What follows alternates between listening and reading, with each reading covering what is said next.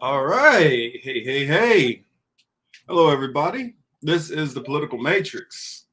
I am your host, Young Morpheus, here with my ride along, my partner in crime, Mr. Cy Lawson. How are we doing tonight, brother? Marcus, what's going on, man? Everything is good. Everybody in the audience, what's up? Good evening. Thanks for joining. You could be anywhere in the world, but you're here with us. Good decision, good choice. Yeah, Marcus, ain't nothing, man. Just chilling. Um, Last night, I'll just tell you a little bit about what I did last night. Me and Variant went to go see Cat Williams. That was pretty funny. I heard you Yeah, want to go watch. I was reading your tweets, laughing yo, my ass off. yo, he's a funny guy, man. And like I said, the fashion of the crowd was crazy. But also, let me tell you. So you're in this amphitheater. It's in the University of Miami, right? Yeah. And so none of the staff speaks English. So when you're showing them your ticket and you're like, which section, which seat, it's dark as hell. Solamente They, español. they're saying segundo, go segundo, and the other guy is like, ella. And I know, I mean, and that's I know. I mean, I don't know if South Florida is as bad as North Florida, but like we got a lot of them in Georgia types that like okay. they got a high school degree or they might have got close to getting a high school degree, but they probably shouldn't have made it past sixth grade. Correct. Like I remember I was outside this one club and old boy was like, "Man, they're gonna tell me I can't come up in this bit because it say max capacity. I don't even know what the fuck that shit mean, cub." I'm like, "You don't know what maximum capacity means? Okay." No, nah, cuz. You know we don't know what that. You know we ain't about that life, cuz.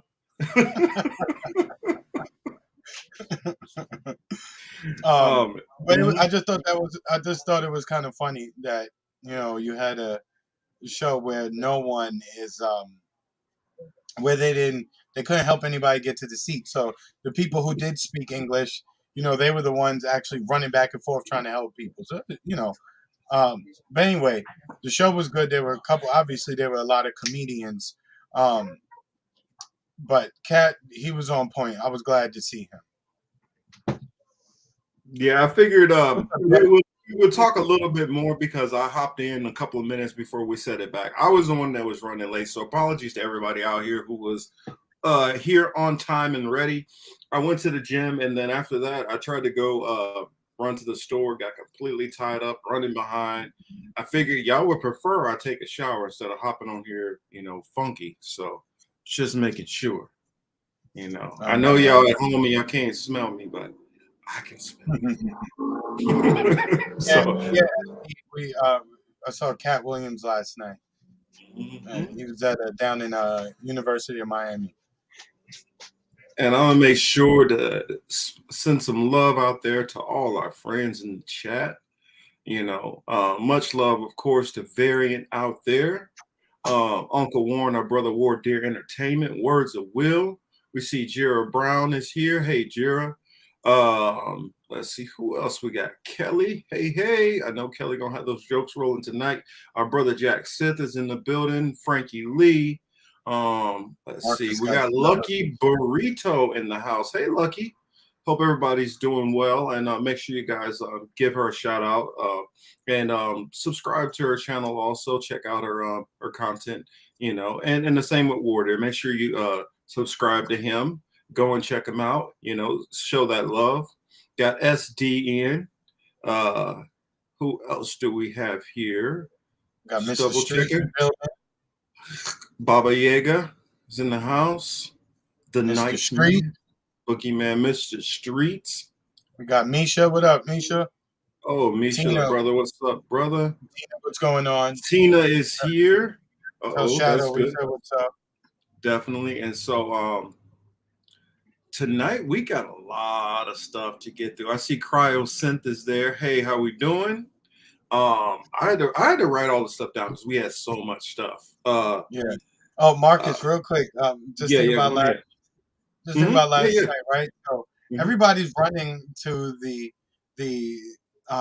staff is pushing everybody, pointing to the black lady who speaks English, obviously, right?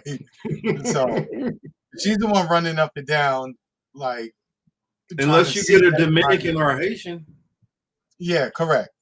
Right. So I see the lady running. So I said to her, "They working you hard." She was like, "I can't stand these niggas."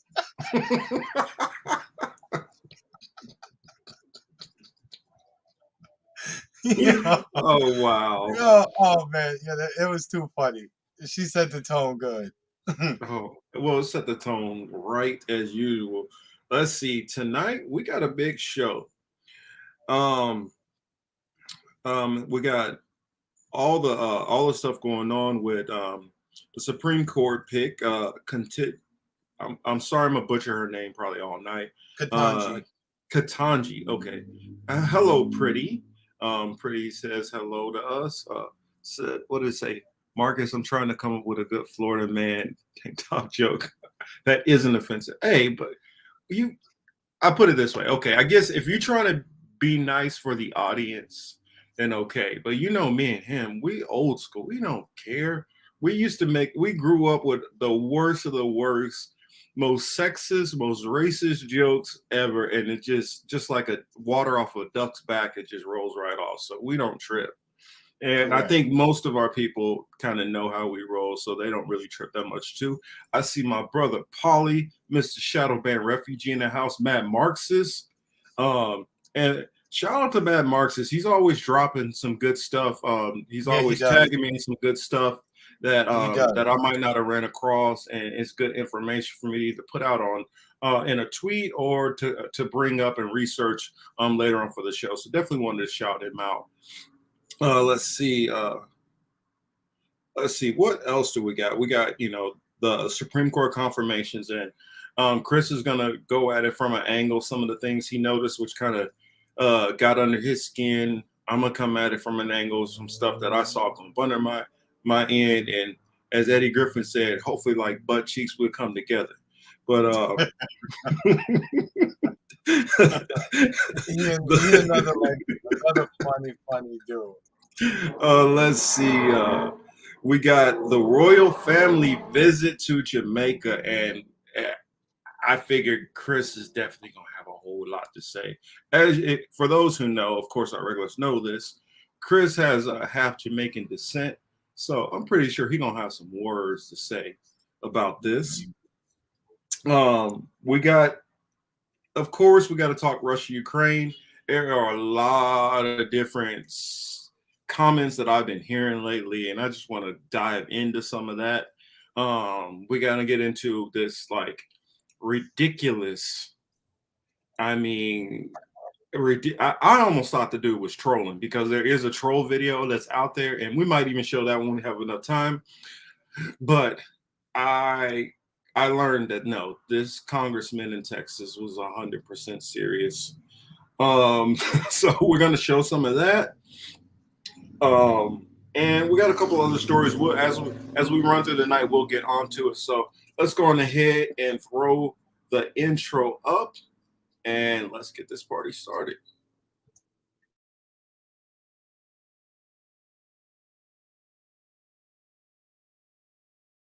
We're here because you have a question that you need an answer to. Hello, and thank you for joining me. This is the political matrix. Bookmarks, because these words did not come from us. Mostly kidding. Mostly. Ham and the garlic aioli. And then they're going to change the narrative to Black Lives Matter to all Black Lives Matter, and then they're going to talk about LGBT. So I felt like I wanted to put a couple of clips together. Seltzer all day long. I love that shit. Doesn't matter where we are. We obviously came up in there. You know how he treats them. He don't treat them nice at all. He real rough with them, and you was a good match. Budget, so much more, are forming this weird cabal. Yeah,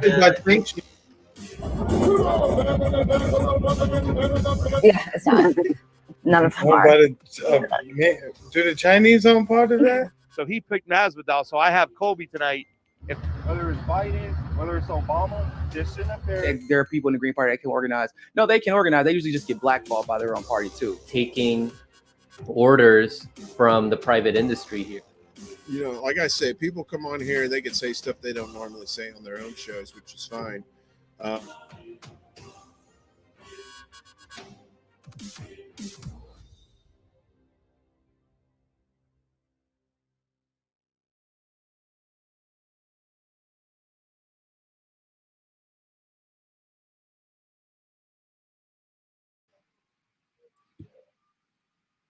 Sorry, I got a little bite to eat during that. I'm running all day. So, gotta feed that big belly, right? I know how that goes. Mm-hmm. No, Chris is looking a little extra Miami with that, you know. Let's see, we'll call it an A shirt. Because, hey, South Florida, man, they get hot. That's what you just throw on that.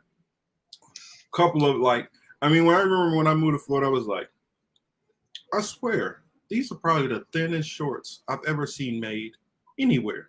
I mean, they wear like paper thin shorts in Florida. And then depending on your complexion, you either got, you know, some low tops or you got the flops on, brother. So, Nike sandals, maybe polo sandals, but 99.9% the Nike sandals. No, I'll tell you something that used to like. It was just weird to me. See these dudes in these big baggy jeans and the flip flops on. And yeah, that was always that never made sense to me. It never made sense.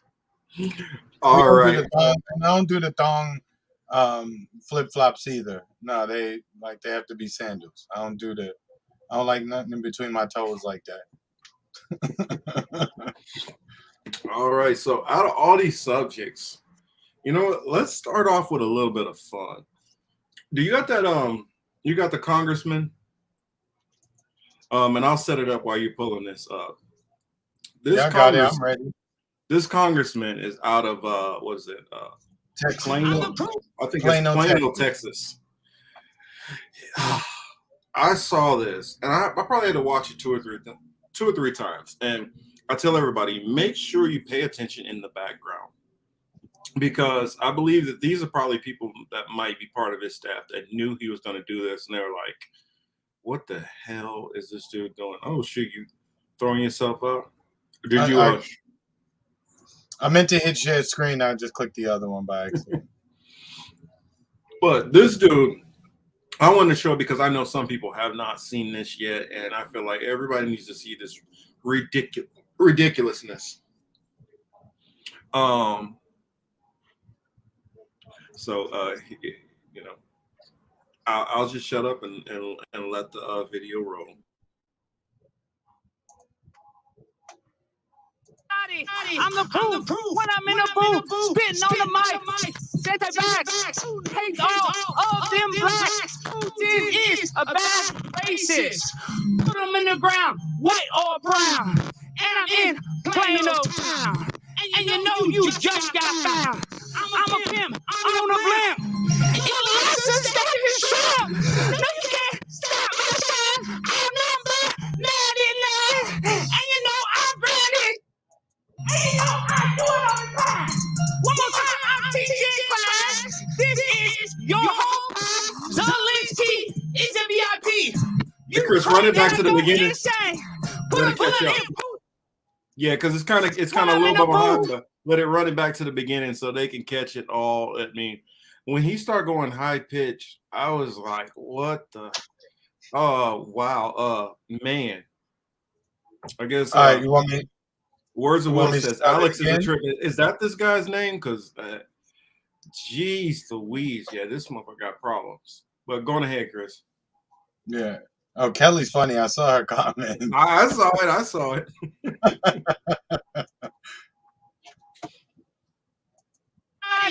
I'm the proof. When I'm in the booth, spitting on the mic, set that back, hate all of them blacks. Putin is a bad racist. Put them in the ground, white or brown. And I'm in Plano town. And you know you just got found. I'm a pimp, I'm on a blimp. Your license is shrimp.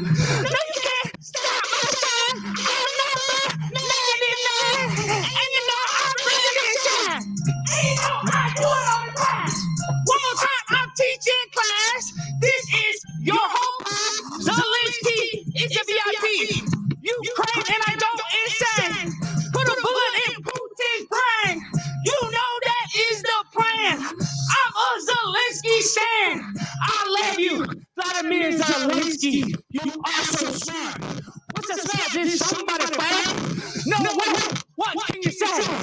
assassinate me straight again. I love you, and I love you. Wow, and drink it all the time. And you got that sanitizer, and you know I got that Pfizer. You know I stick it in my vein. Put a bullet in Putin's brain. Do it for the Ukraine. Before I go insane. Let me antibacterial my body. At the party, sipping Bacardi. You know the flow. And I am a pimp. Cause I am on the rim. Even as a stinking tramp. I did not. And you know I got it inside. Gas prices way too high. Vladimir Putin needs me to die. Gas prices way too high. Vladimir needs me to die. I'm the truth in the booth. Take a picture. I'm a winner. I'ma eat you for dinner. Okay. Just want to say. I love you. We need to take out Vladimir. Lindsey Graham said. Thank you, Mayor Mons. I appreciate the time. Peace. God bless you all. God bless you all. Yeah. Prime time stand on Instagram. Thank you. We got you down. Yo, the part that kills me is that he throw up his tag after the fact, like prime time, whatever. I'm on the gram. Like, Yeah. come find me. Yeah. Yeah. I didn't even know Baba Yaga exactly. I didn't know what to say about that. I was like, is this too serious? Look, Is Warren, this dude serious? Words look, of Will Warren, said, is he for real? Because you said that he was on Slow News Day. Is this guy real?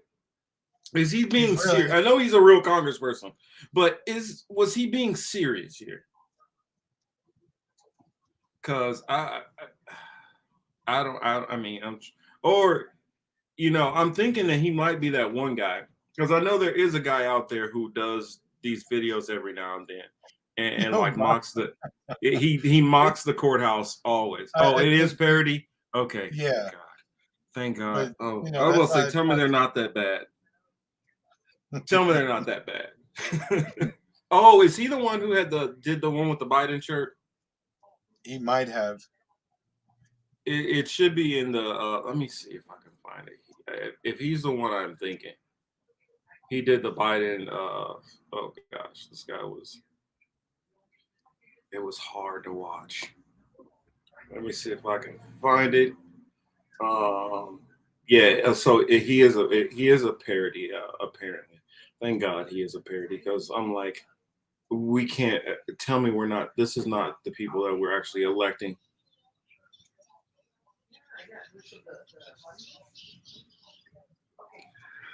Oh, I found it. Okay, hold on a second. I'm gonna share my screen real quick. Want me to take this off?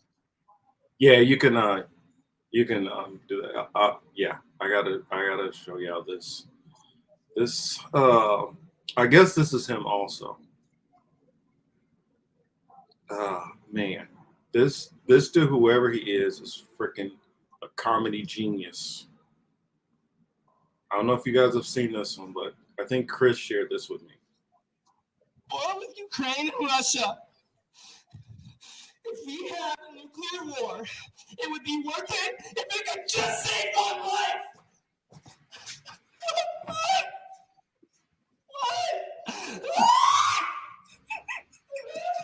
In the world where people were racist, transphobic, xenophobic, misogynistic bigots, where people actually supported democracy and took on their social responsibility.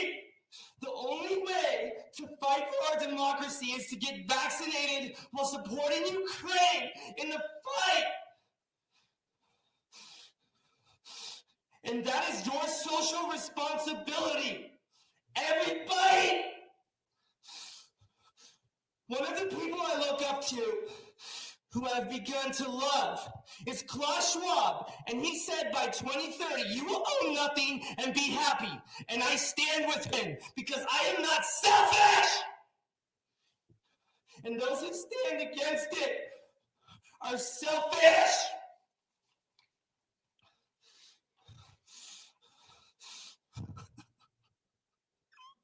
My closing statement, my only regret is that I didn't stop Breonna Taylor's killers. I still remember like it was yesterday. I was shopping at Target in the Pride section looking for a shirt for my 6-year-old openly gay transgender nephew after I got off work at Starbucks where I'm a barista. But at least I know that I was helping the LGBTQ community while Breonna Taylor was killed. Every night I lay on my pillow and I pray that Dr. Fauci will make a vaccine for white supremacy. I hate myself! Thank you. That's your time. Appreciate it. Well, I'm gonna take a knee for George Floyd. yeah, could you do that over there so we can get the next person? Thank you. Okay, if we could, so we'll take like a 5-minute break and wipe all that down. So it's 8:13. We'll be back. Oh, he literally said, "Yeah, we take a 5-minute break to wipe all that down." It's so funny because it's so true. There's so many people who are on Twitter that they tweet the exact shit that these two tweets just hit on. I mean, exactly. I can't tell you how many Zelensky stands that I see on there, women on there talking about every woman you know is in love with Vladimir Zelensky and dreams about him. Like, what? Not no women. I'm not the women I kick it with. What the hell are you talking about? What kind of nonsense is? What kind of? How many aerosol products are you sniffing to get to this level of lightheadedness? That's what I want to know. So, Chris, comments on what we've just viewed there. I see Atris has hopped in the building. Mariana. Hello to our friends. And Angelica PG said these goofy shows are allowed, but when folks are protesting at the Los Angeles mayoral debate, they are forced to leave and escorted out. Exactly.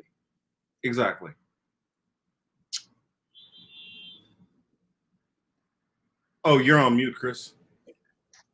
Yeah, when you when you stand for bullshit, you know you'll get the attention, you'll get put on TV, you know, you'll gain traction. As I think it was Angelica, you just said that comment that you just quoted.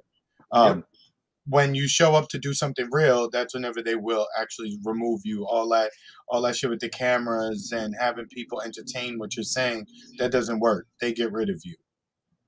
But that was a pretty funny video. I mean, like the screaming when everything he said, that shit was funny. Because I've seen it. I've seen people do that for real. I've seen, and crazy enough, as it sits, a lot of LGBTQ people when they get I've seen that come from activists in the LGBTQ crowd. Oh no, not only, but I've seen that before. Yeah, because even though that was a parody, I have seen them act. Ooh, nice one, Mad Marxist. Ooh, yeah. Ouch. Throwing, not holding anything back tonight. Everything now is social. Mr. Street says everything now is social media, even the beginning of World War III. Exactly, because we live in a propaganda war, which anybody who does not want that war is losing. And I know, like my brother Chris, he's like, I can't. Everywhere I look, it's everywhere. It's like the COVID thing. It's everywhere, and that's on purpose because the media is pushing one narrative just like they were pushing another. We're not even saying right now at this moment if we agree with narratives or not. We're saying that this is media which is driving these things. I mean, a lot of our community out there, we might know about what's going on in Yemen. We might know about the stuff that's going on in Syria. We might be paying attention to the bombings that are still happening in Palestine and all the different policies there. But the media doesn't talk about it, so it doesn't exist, especially to most of these, brunch liberals or cafe liberals. Wow. What the hell? Is that Ed or I don't know. I don't know who would. Yeah, why are you spamming the room? Come on. Yeah, well, we're not gonna keep that in there when you're talking that kind of stuff. Mark is not doing that. Actually, I'm not even gonna. I got enough I got enough Wrench. wrenches in here. Somebody hit him with a wrench. I know that Shadow's like job. If he's still Metaphorically. watching. Yeah. Well, we got plenty of other ones who ain't in there. I know. I know Variant can get to him. So yeah, none of that BS. And we're not. Yeah. You know. Well, hopefully you send us your address and information. That way we can send the proper law enforcement or other people who can handle you. I know a couple of ex-convicts who don't take kindly to people who say shit like that. So whichever way you want to be dealt with, just give us your address whenever you're ready. But back on topic. Let's see. Oh, wait, I just saw a comment there I wanted to read. I was watching shit about Tartaria and different resets that have happened in history, and the fools acting like the biggest paid actors. Jesus Christ, things are obviously fake. Yeah, this media is pushing a lot of this. Thank you, science. Yeah, we don't need those weirdos in there. We got enough comedic weirdos to deal with. We weird by ourselves, man. You know what I'm saying? We don't need no help. Right, Spade? Especially not saying no dumb shit like that. Spade, what's good? But speaking of that, it's kind of funny, a weird segue. But speaking of forms of censorship, we had one of my favorite outlets to follow. Now they're not always right on everything, but Wion. I don't know if you guys are familiar with Wion, but they went through a little bit of censorship. Chris, do you have that clip? Yeah, Wion. Let me get it. Or actually, let me try getting it because I think you had a little bit of a delay. I know you be out there partying too much. So they taking all your bandwidth. I mean, I have it up. I'm ready. You sure? All right. Let's give it a shot. See how it sounds, and it's good to go. Then let's let it rock. But going ahead. Yeah, I'm going to it right now. And I know, hold back your urge to do what I know you want to do. All right, there we go. Yeah, so I guess hold it a sec.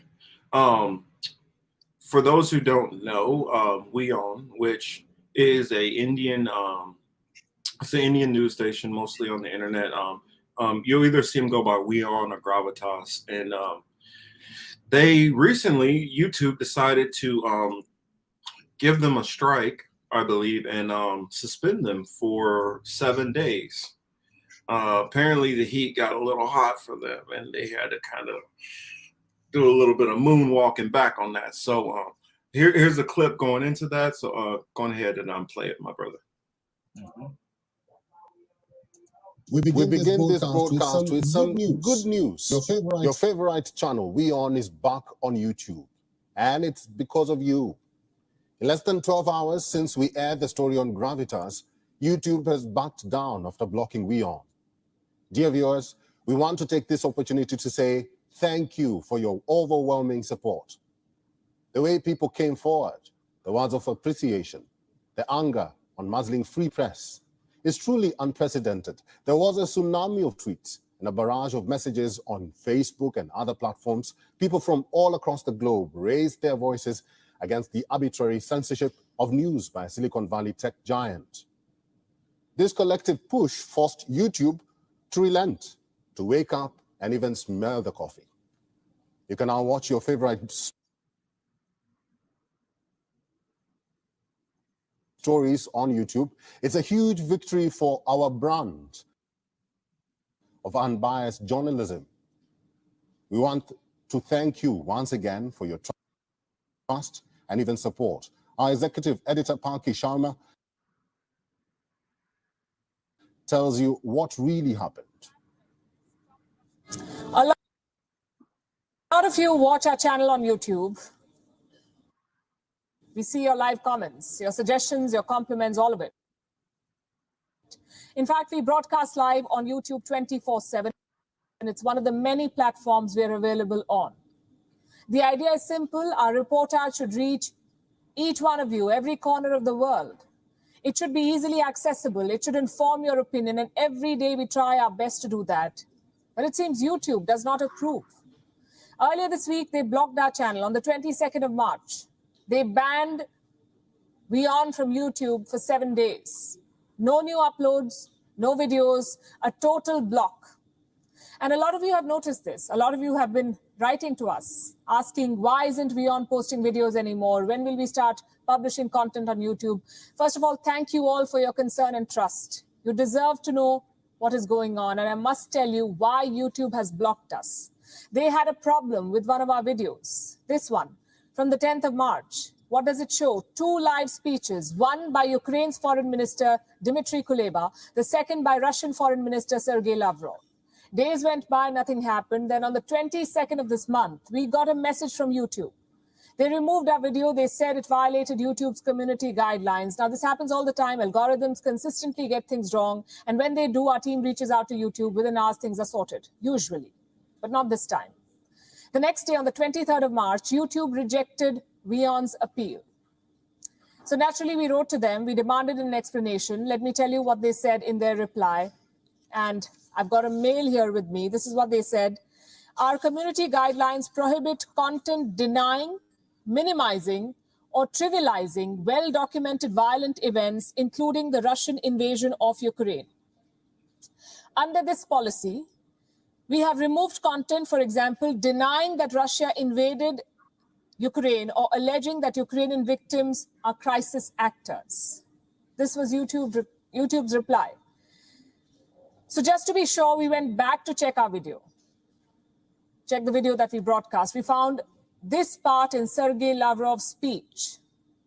Now, YouTube cannot double block us. So we are playing that video again, that soundbite again. Listen to what he said.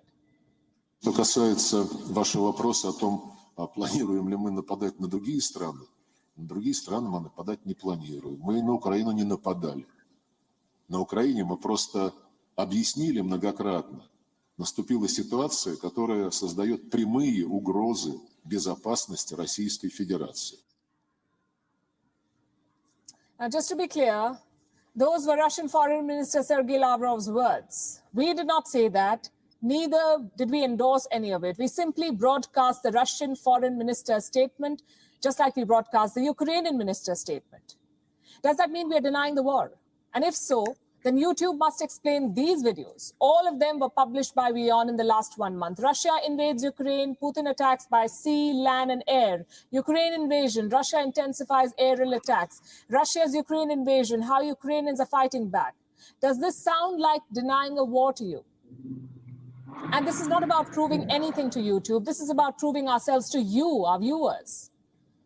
We do not believe in censorship. We do not believe in telling half the story. Apparently, that's what YouTube wants. Block out everything that Russia says, promote everything the West says. We do not subscribe to that sort of journalism. We don't do it. Our objective is balance. Does that mean supporting Russia? Of course it doesn't. Anyone who watches our channel will tell you that. And for the record, this treatment was reserved only for us, a channel from India, not from Western channels. Let me show you a video by Reuters. The frame might look familiar. It's the same press conference by Sergei Lavrov on the 10th of March, a full 57-minute address. That video is still available on YouTube. You can check it. So is this one by France 24. Again, the same press conference. You can see the whole thing on YouTube. Then you have CNN Turkey, same press conference, more than 50 minutes, no action by YouTube. Now, I know what you're thinking. Did these channels clarify Lavrov's remarks? Did they fact-check his claims? The answer is no. He's a leader who makes a speech, and as journalists, we report it. Well, that's what they did too. But no action against CNN Turkey or France 24 or Reuters. Two things to note here. Number one, who made big tech our media watchdog? Nobody. You cannot be a platform, an editor, and a censor all at the same time. That's called rigging the game. And that's what Silicon Valley tech giants are doing. Do you know which are the biggest media companies in the world today? Technology companies. Big tech controls global media. News, cinema, music, they dominate everything. And this is the result. Some random algorithm decides whether years of journalistic experience is relevant or not. Some robot decides what is news and what is not. And this is not a slippery slope. This is a cliff edge. Journalists around the world must seize back initiative. We are the editors. YouTube is the platform. That distinction must be emphasized and made clear in no uncertain terms. Number two, the Western bias of big tech. They have banned all Russian state media, Sputnik, Russia Today, all of them have been blocked. Now, I get there is propaganda, there is fake news. But a blanket ban is never the solution. The solution is fact-checking. And this must be done without bias and discrimination. Maybe it's asking for too much. Unfortunately, YouTube does not believe in any of that. I'll give you examples. Here's a video by America's CBS News. What does it show? A US senator calling for Vladimir Putin's assassination. It was uploaded on the 17th of March. No action so far. Call for assassination. Here's another video. This one was published by Canada's Global News. It shows Putin calling Ukrainian leaders a band of drug addicts and neo-Nazis. Again, no action. Both videos technically violate YouTube guidelines. One is encouraging violence. The other is spreading fake news. Neither channel fact-checked these claims. They published it word for word. Why no action here? And frankly, we do not even have a problem with these videos. They don't reflect the channel's position. They're simply reporting a situation. Our problem is with YouTube's selective response, a 7-day ban for us, no action for them. Who will answer for the damage to our brand? And don't even get me started on the financial loss. We have reached out many times to the folks at YouTube, their Indian office, their American headquarters. Every time we got the same response. So here's what we say to YouTube today. Silencing Russia will not end this war. Silencing us will not stop our journalism. We want people to know the truth, to hear and reject the lies, to form their own opinion and not to be fed and programmed. And we don't want to limit this to our own channel. This must be a larger campaign. You can write to us using the hashtag YouTube unblock Wion. We're already seeing a great engagement. A lot of you have started using the hashtag. Your support, your concern, we appreciate all of it. Hopefully, our collective voice will reach the so-called decision makers at YouTube and make them mend their ways. Once again, thank you for all your support and keep those tweets and posts coming. Together, we can beat big tech censorship. Wion is now available in your country. Download the app now and get all the news on the move. Yeah, you can cut it, Chris. But I wanted to show that because, and I know our algorithms listen to this, or I don't even think it's all algorithm. I believe that they have people who sit there, and some of the people just decide, take this down. You need to start having some fucking consistency, YouTube. This is fucking ridiculous. You're a multi-billion-dollar company, and yet you're doing the bullshit that you're doing. Hey, Alex, this is ridiculous. You're a multi-billion-dollar company, and then you don't even come back with answers.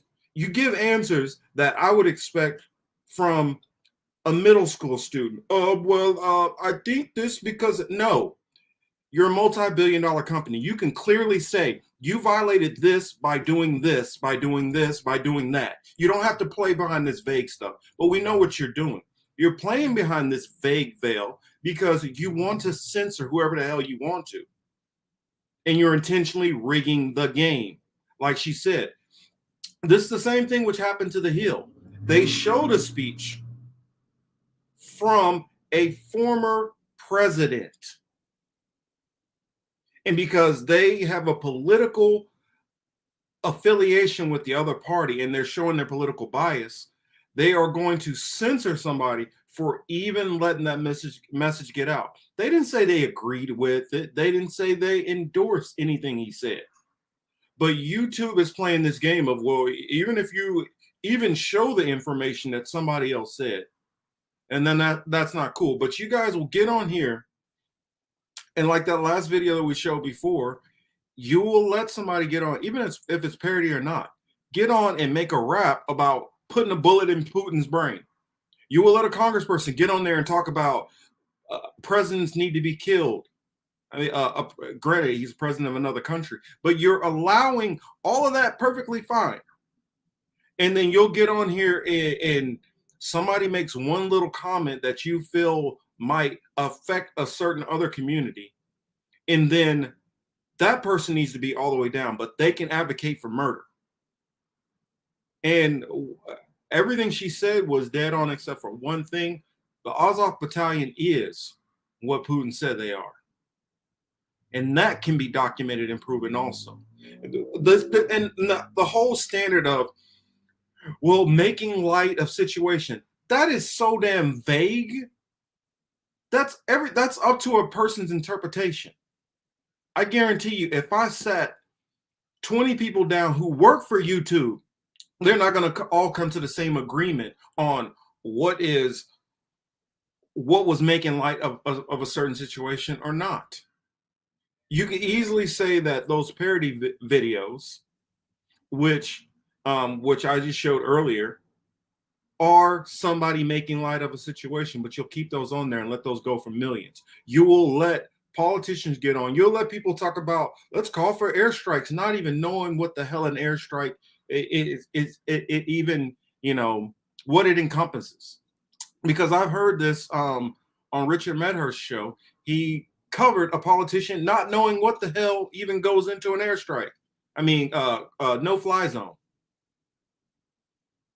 And I feel like other content creators, and I know that, from checking our analytics on the show, I know a lot of you all watch other shows on other platforms, and this is something that needs to be addressed and talked about more and more.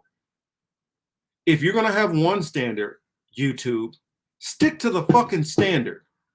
Quit playing this change shit around. One moment I'm going to attack this, and then one moment I'm going to go against this. Quit playing these games.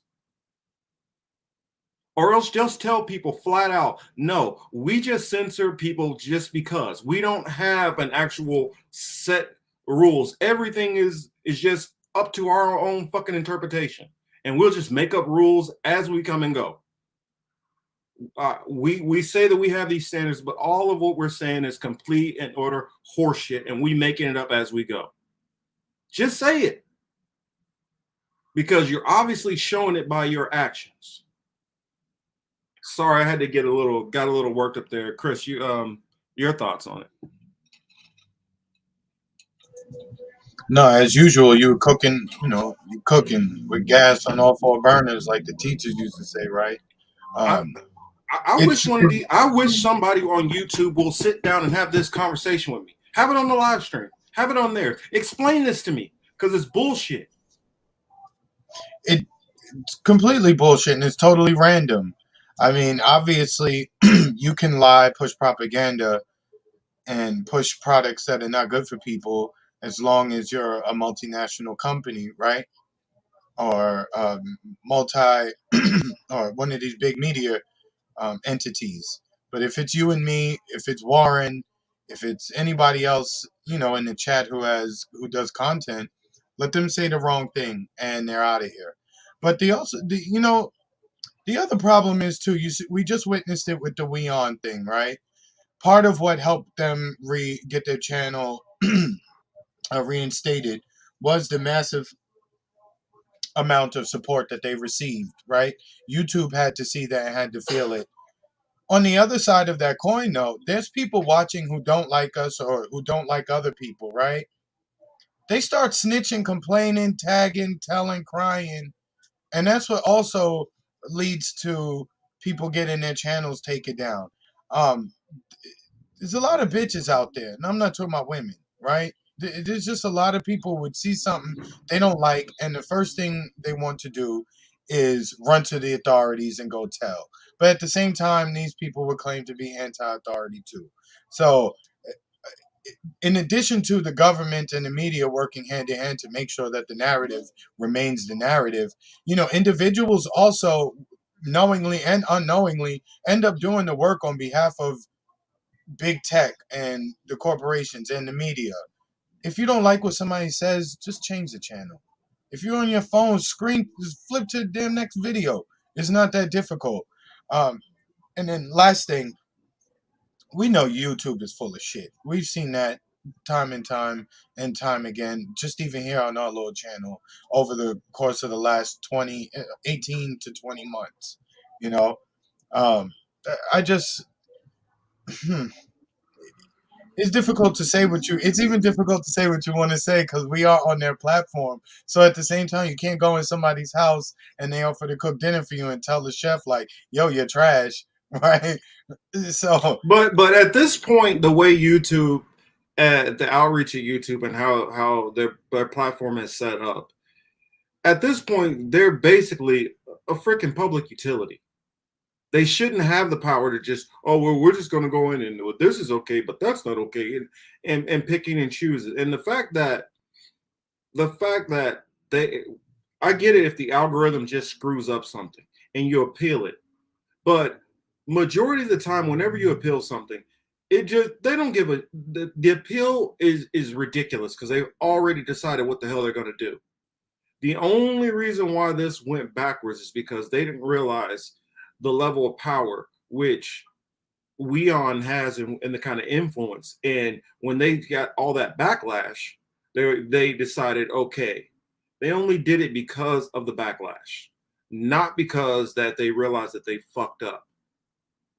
Oh yeah, I didn't mean to turn into Marcus Rage tonight, but YouTube pisses me off with this inconsistency and this lying, because that's what it is. It's dishonest because there is some person who is reviewing this stuff and knowing that they're fucking lying and saying, no, that doesn't fit the appeal, because we have dealt with this multiple times over the course of just this channel alone. We have been, how many strikes? What, Chris? What, 6, 7, 8? something like that. Baba makes a good point though.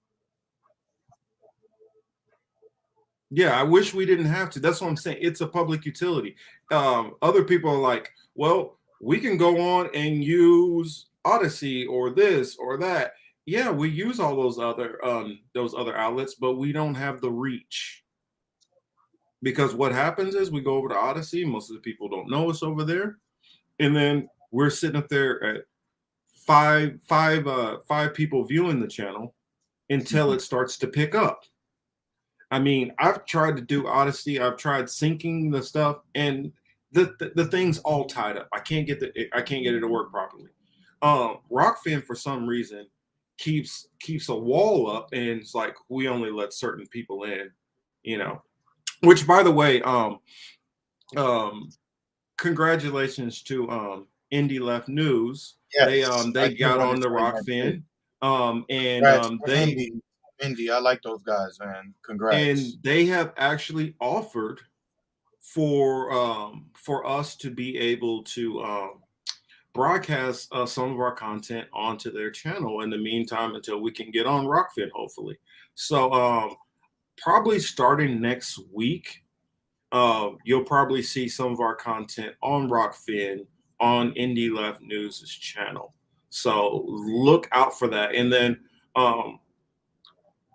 if we're able to get to the point when we start getting a little bit more, I guess, let's see what, a little bit more, what's the word I'm trying to say?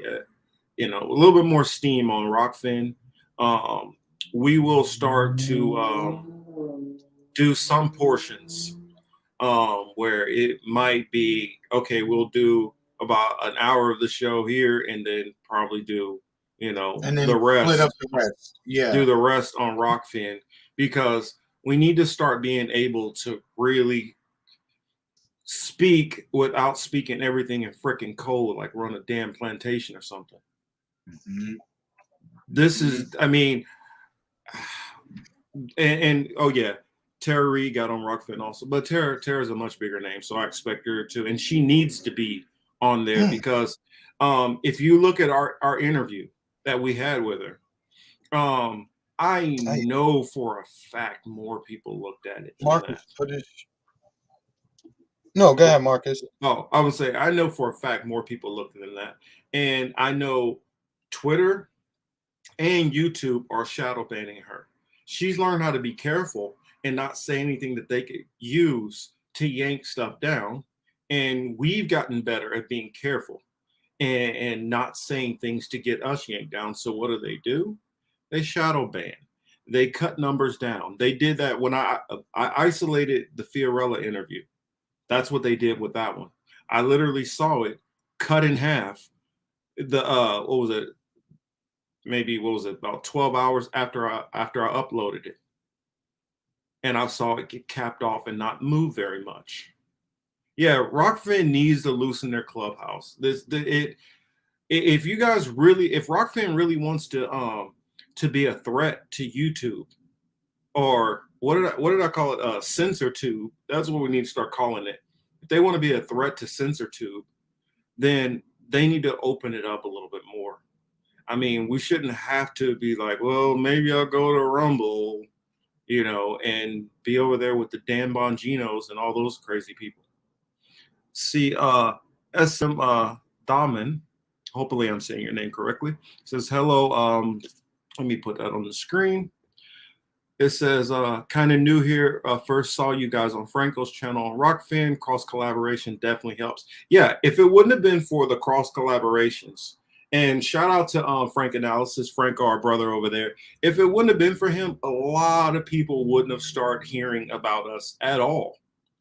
And it took for Franco to he helped give us that major lift. And as we've been able to go onto other platforms, that's what's really helped to get our name out there more and more and more. TheyTube, exactly, Lady Alex. That's another one. You can call it TheyTube because it definitely ain't about you and me anymore. It's not about individual content creators. It is not about giving a voice to the every man and woman anymore. It is about corporatism. It is about safe narratives. It's about pushing whatever. Honestly, I look at it at this point is it's about pushing what the DNC wants. See, Baba Yaga. Yep, Franco is where I saw it. Yeah, I mean, before we went on Franco, we were really struggling to. I mean, we were fine with the audience we had. Let me make sure to put that out there first and foremost. We were fine rocking with Kelly and Signs and Misha and a lot of our friends which we had. So any viewers that we've gotten since then, for us, it's just been a bonus. It's been a plus. And for any viewers that we have come on later, is a plus. But you know, definitely shout out to all those people who have had me had us on. It's funny, words of Will said I found y'all through Franco also. Another thing, you guys are gonna see us do, at least I know I'll be doing some more appearances on a couple more interviews. I'm gonna try to drag Chris onto it also. I know we will be on Doom and Gloom, Seb's and Ali's show. I know.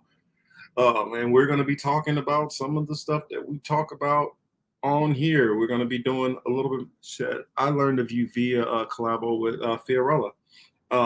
And shout out to Fiorella, and I appreciate her for coming on. And the same with Basta.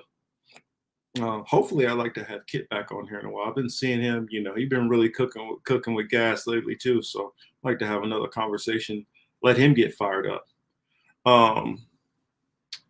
You say y'all need to cut Franco a check. I mean, hey, if we were making some money, we would. In fact, you know what? I might have to put my Cash App out there because you know, I've been trying to upgrade the quality of the show for everybody. So you know, spending a little bit more money than I usually do. Hoping that you guys all like the upgrades. You know, sorry I went. I'm blabbing a little bit too long. We got a lot of stuff, and I'm just all over the place. But you know, appreciate everybody who's come over. Even if you guys just pop in for a minute, say hello, and hop back out. Definitely appreciate it. Chris, which story would you like to jump onto next? Got a lot of clips too. Yeah, we really do. I'm just trying to. I'm looking at all the damn tabs I have open. You know, but it's like we cracking jokes, we're talking light, and then you know we kind of have to go into some of this. Yeah, we gotta lighten it up. Yeah, we gotta mix it up. A little sweet and sour. You know, because like I said, I'm looking at the tabs and I'm just trying to figure out which one But then you know what? I figured we could do this. We could jump right into Hey, Chris, you this know, one's for you. us New Yorkers are a talkative bunch. Yes, we are, Lady Alex. I don't know why we like that. We just are. I have friends who are not from New York. We go out and they turn around looking for me. They can't find me, and they're like, "This motherfucker always talking to somebody. Let's go." I don't know. It's just how we are. It's like that one song. I'm sure you guys will know what song it's like. I get it from my mama. Get it from my mom. And you know, my mother's the one. She don't really talk like that. It's my father. He's just different. No, my mom talks to everybody. My mom is a teacher, and she teaches. Well, she doesn't still live in the area where she teaches anymore, but she used to live literally like maybe about less than a mile from her school. So a lot of the kids that she was teaching live in the neighborhood. So we go to the store, and she's talking to everybody, and so it broke me out of my cocoon, and that's where I am now. Oh yes, let's get into this. I'm gonna set this up for you all. As you all know, a couple of the royals decided that they wanted to go down to Jamaica, and that would just seem like no big deal. Just going down to Jamaica. Let's just go and visit some things. But for those who do not remember, Jamaica was colonized by the UK. And by the Brits. Yep. Yeah. And they were not gentle slave masters either. And they extracted a lot of wealth from that small island and left it in tatters when they were done with it, and decided, okay, well, we stopped, so you guys should just be happy, right? Well, no, the people aren't very happy, and now they're finally starting to speak up. Chris, I know you like to say a little bit before we get into this video, so let people feel it, as you have a much closer bond to this nation.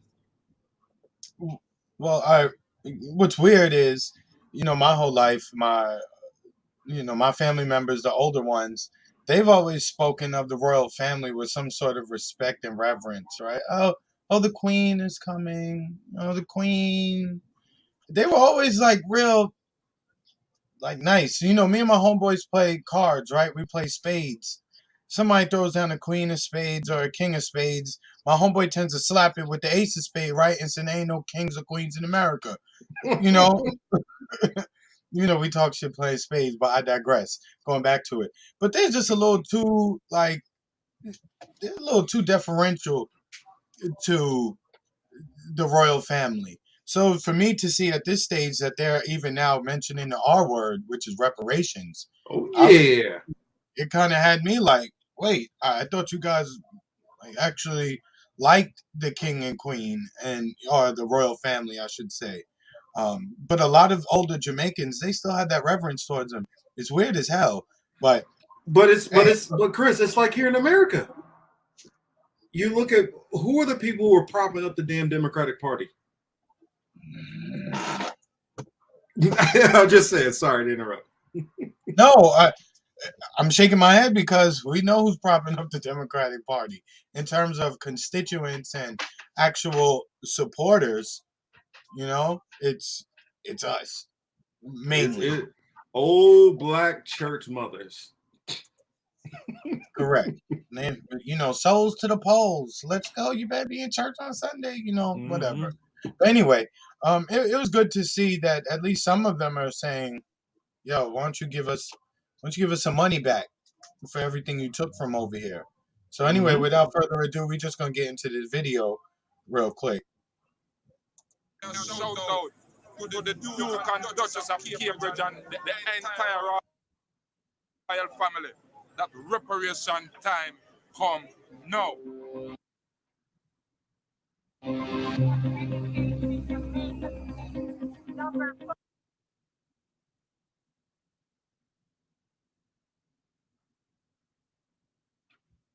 If it's stuck buffering, I can pull it up.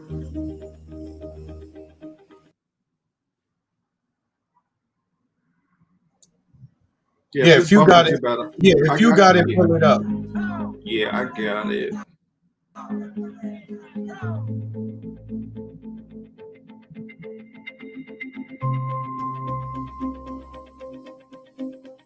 I got you. I got it open right here. Hold on a second. 60 years of independence. We have not forgotten, and we demand an. All right, ready? And then a shout out to the Duke and Duchess of Cambridge and the entire royal family that reparation time come now. Number 48.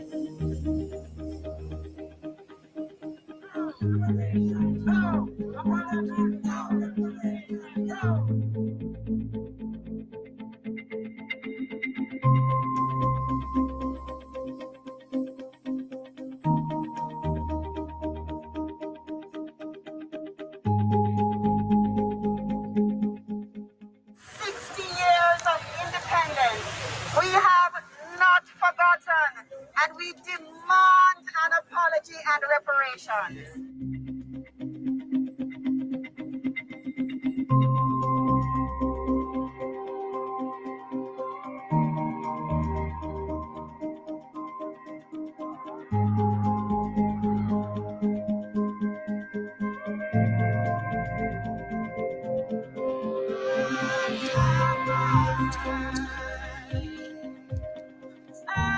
The Ghana independence economically weak after having been pillaged by the monarchy, who today live on the benefits of that work.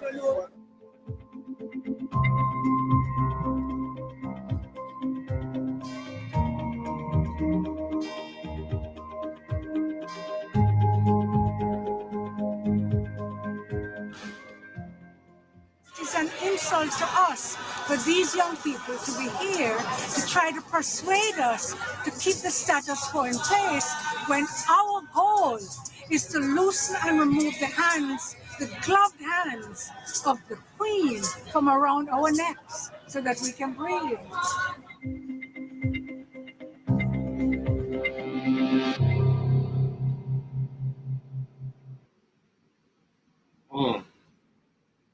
So yeah, Chris, I'll let you start. What are your thoughts? You know, seeing that.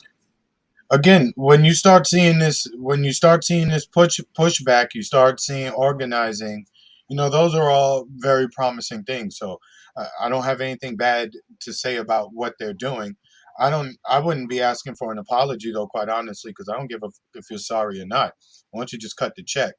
The apology, even if the apology comes, I mean, it's going to be, oh, we're truly sorry for the pain we've caused, and we'll continue to take, you know, things from you guys. So I don't even.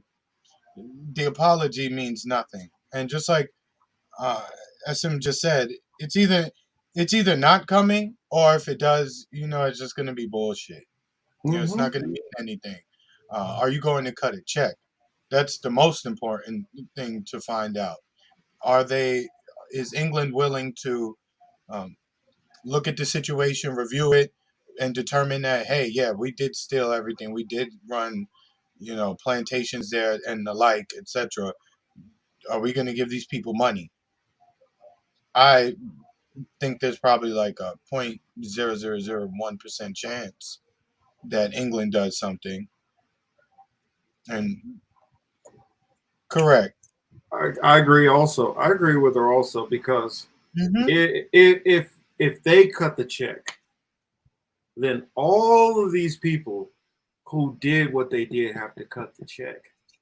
See, what a lot of people don't think about is it's not just America. Oh, no. It's not just Great Britain. No, you got to go into Spain. You got to go to Portugal. You got to go to Denmark.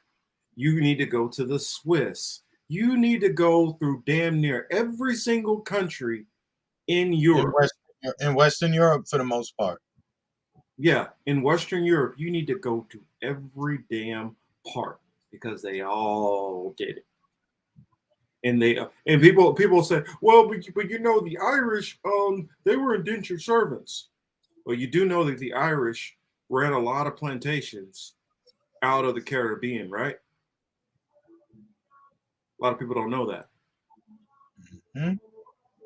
The only people who were left out of that for the most part, guess who? Russia. And it's weird now that all the colonizers are always pissed off at this one country over here. A lot of people don't know. A lot of people don't know.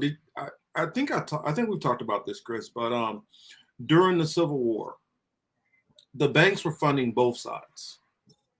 But they wanted the South to win because they wanted slavery to continue.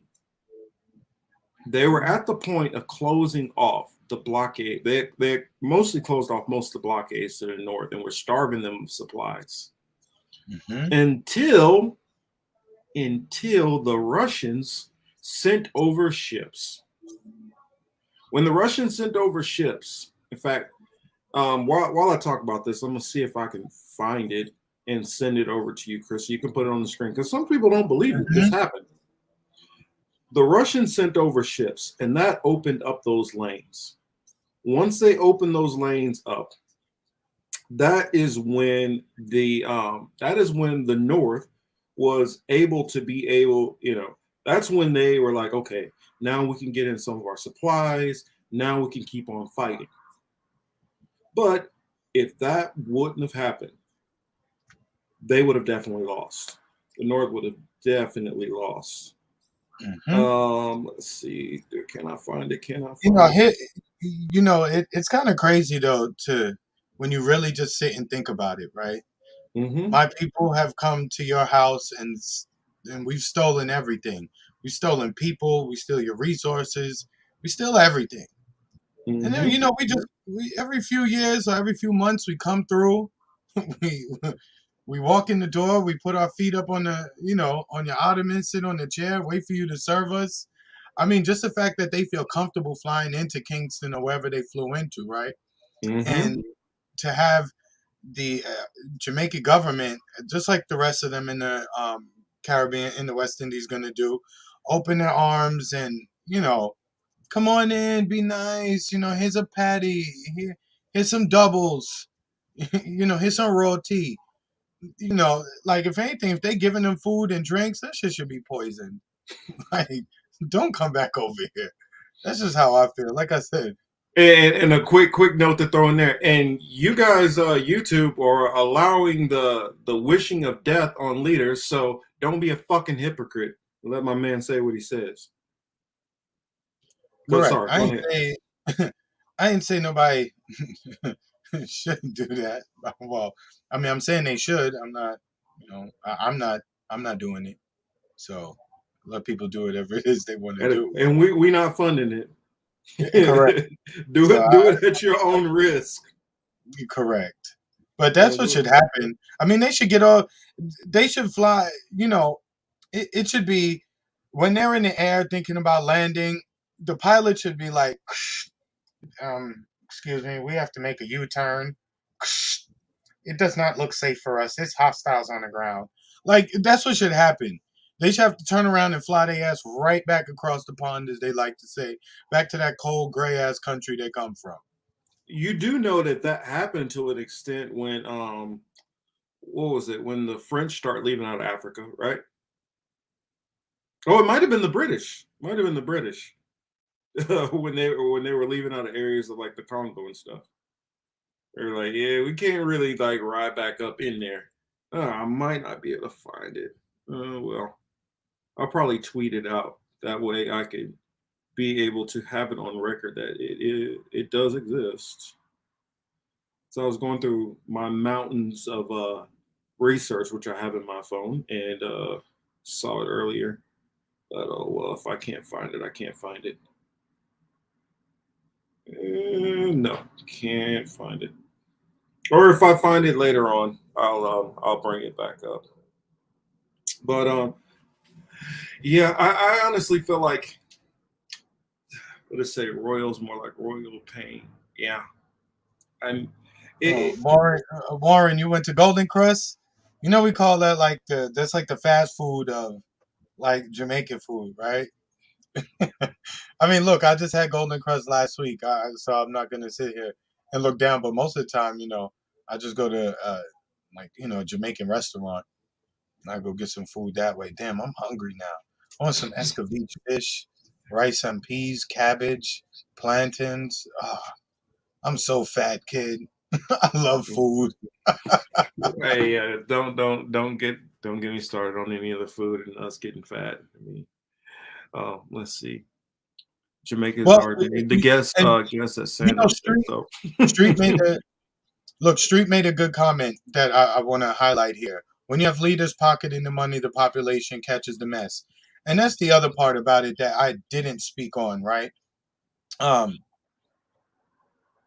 leaders, like you think of these countries in the Caribbean, right?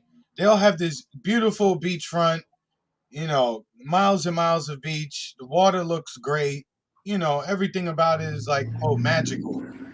I doubt that any local people, whether it's Turks and Caicos, whether it's Jamaica, whether it's St. Thomas, whether it's Martinique, whatever, they probably don't own any of that profitable property that tourists from around the world go to all the time. They're owned by, again, multinational companies and Europeans specifically who own that stuff. So it's even like, but beyond just reparations, why you don't like just take back control of your actual real estate? Yeah, well, and that's the reason why, like what SM said, gotta love capitalism. Well, I honestly say gotta love feudalism, because all they've done is repackage what the hell they've been doing. They repackage it into another thing, and if you look into it, a lot of these people who are getting elected to office, Jamaica's already been built back better, according to the guests at Sandals at the White House. Yeah. I mean, if you look at it, why are a lot of these politicians related back to royal families? I mean, I did it in that one video not that long ago. Kennedy was related to the Wion family, which is a royal British family. Bush, Cheney, and probably about I would say a third of the presidents all trace back to what's his name? Vlad the Impaler. How is that? A lot of these people trace back to royal families any damn way. And he's a nice guy. Vlad, he's cool. Hung out with him a couple times. You know why they where the rumor to all the vampire stuff comes from with Vlad the Impaler? From him, right?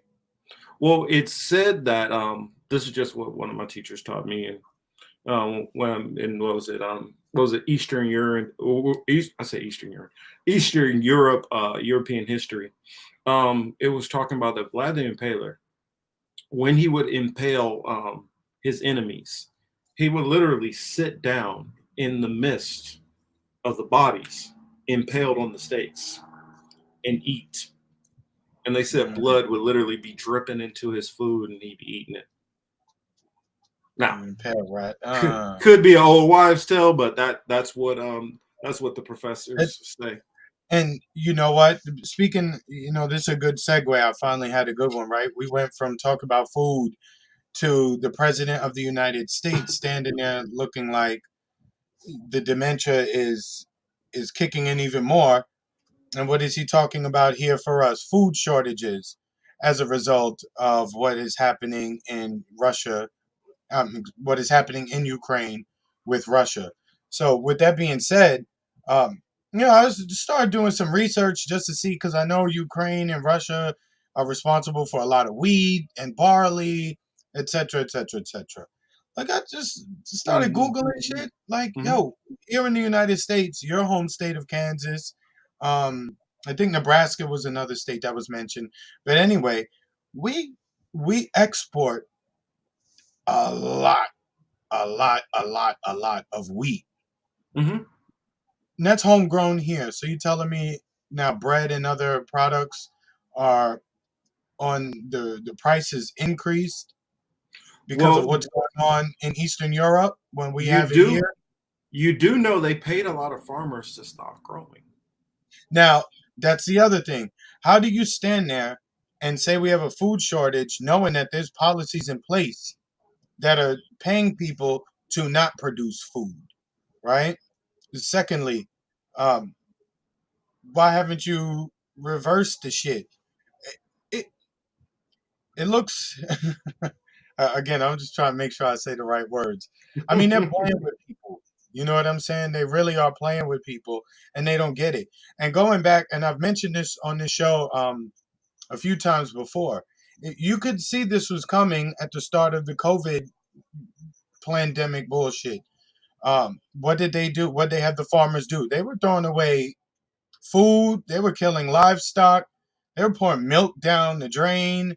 I mean, they were doing a whole bunch of shit to ensure that 2 years later they could stand up on TV and say, "Oh my God, we have food shortages." Hey, look. To add on to that, something that I found interesting. Remember, everybody would talk about how, wait a minute, the hospitals, they're at maximum capacity. Well, you guys do realize outside of a pandemic, hospitals stay at about 85 to 90% capacity already in normal times. And the reason why is because over the past 15 years, they have been shutting down hospitals. So if you shut down hospitals, the other hospitals are going to get busier. And then you throw a pandemic in there, and what's going to happen? Hospitals overrun. I'm just saying, I'm not saying that one thing was done to coincide with the other. I'm just saying it's kind of interesting. That's all I'm saying there. And the fertilizer thing too. I didn't look at the stats. I'm talking to Will here to his last comment. He said apparently we get a lot of fertilizer from Russia. I saw that come up in the article I was reading on the New York Times. I just didn't get a chance to look up what the actual numbers were for fertilizer. I don't know about fertilizer in particular, but I'll tell you what we do get from Russia. A lot of them. This hasn't clicked to Americans You get yet. a lot of vodka. Natural gas.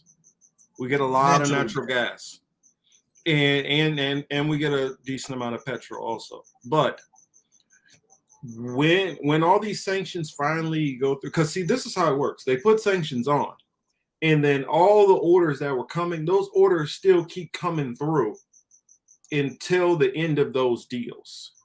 And so once you get to the end of those deals, then it actually ends. So you're not going to see the actual rise. You're not going to see the actual rise until the rest of those supplies have been depleted that were coming over here. So now, once you start getting in the middle of April, then you're going to start to see the gas prices really start rising. But what was that comment, Chris? Oh no, I was just putting up one of Uma's comments that she had made. But going back to Biden, I saw something up here I wanted to read though. I missed it. Oh yeah, go ahead. Go ahead. Try to find that comment. Oh, what Kelly said. Can anyone confirm that Biden actually went to Austria and Poland, or were those just airplane photo ops? And the reason why that was so interesting to me is because I heard Zelensky got caught with some green screen action lately also. Just putting that out there. Oh, you didn't know that? Zelensky looks like he's on the green screen every time he appears. I mean, it's so funny. He's doing a video, right? And he's supposedly outside holding his cell phone, right? Taking a he's doing a live stream, right? Like this.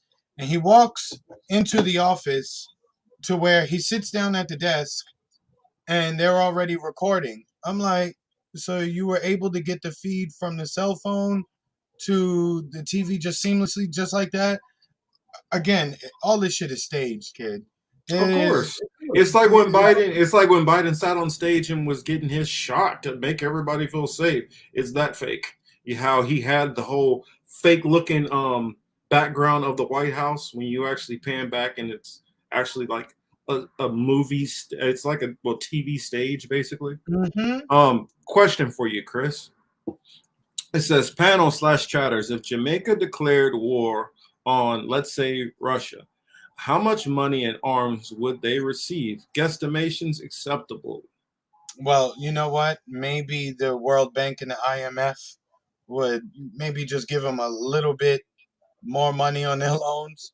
Maybe cut their interest rate by like, 0.00001%, because they're already in their pockets. They wouldn't even get paid. They would just try to renegotiate their loans with the IMF and the World Bank.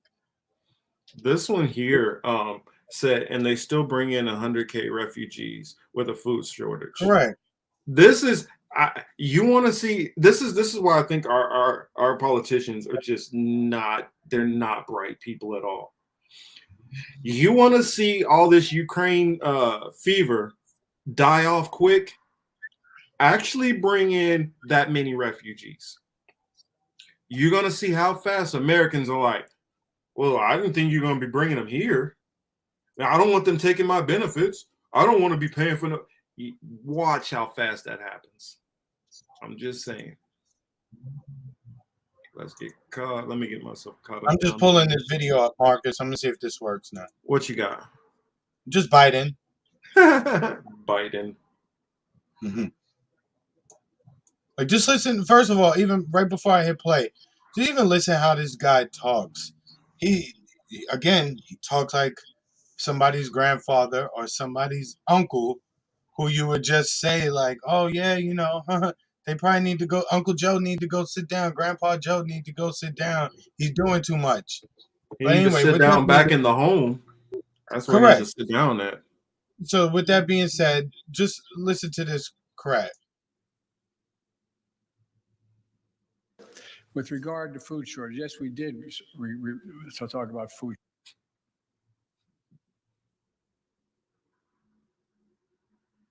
Yes, we did.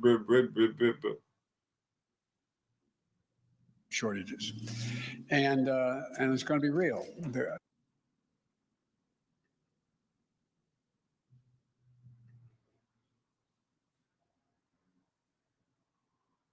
The price of these sanctions is not just imposed upon Russia, it's imposed upon an awful lot of countries as well, including European countries and our country as well. And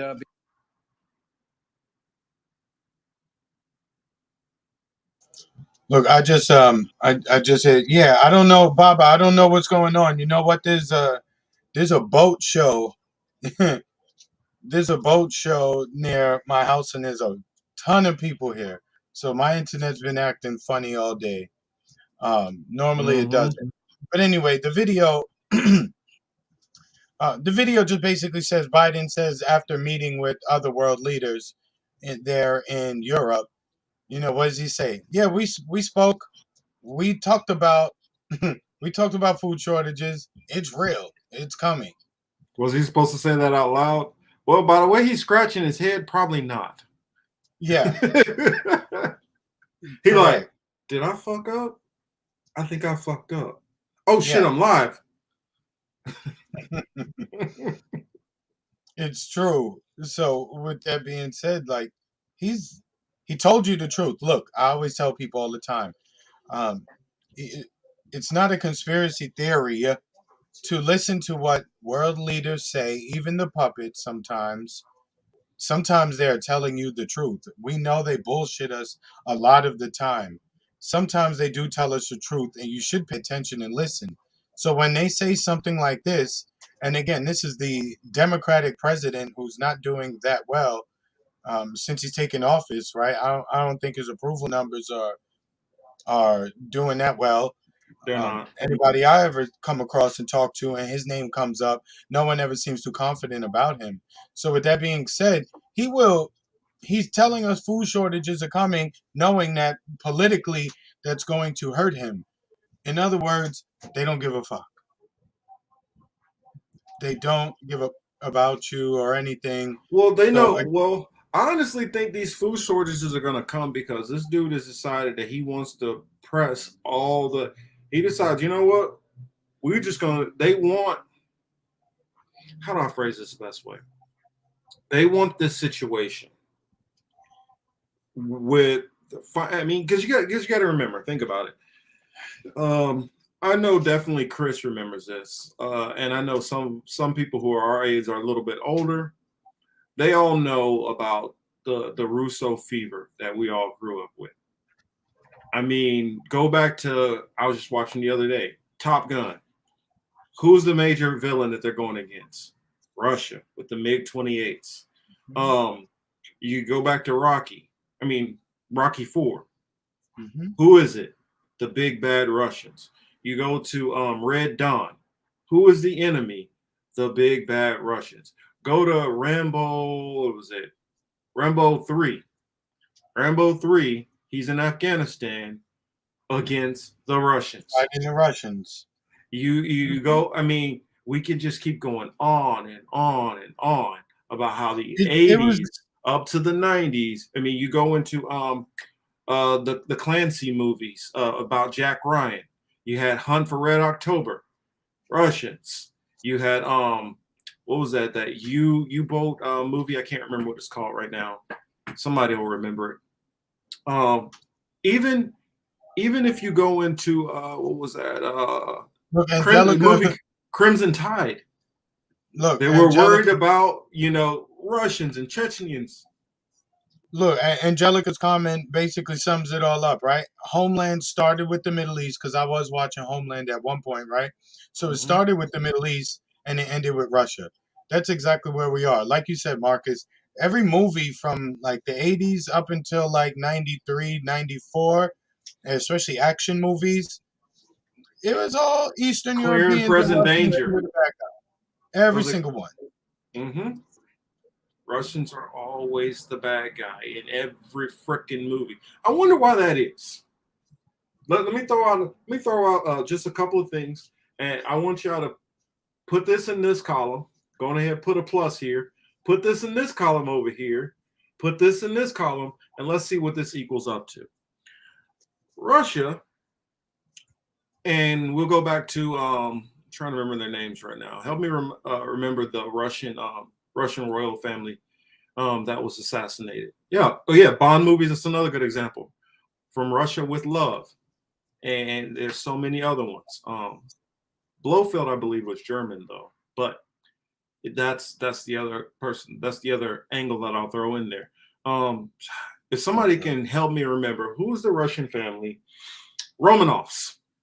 Yeah, Spies Like Us, Rocky and Bullwinkle. That's a couple more. The Romanovs were not on the side of the West. In fact, they were fighting against the West. And somehow all of them got assassinated, which led from them being a monarchy into a form of a representative government. Yes, Romanov. Then, if you guys see the movie Fantasia, believe it or not, I'm talking about the old Disney cartoon. They're actually kind of picking fun at the fact that that family was murdered off in a Disney movie.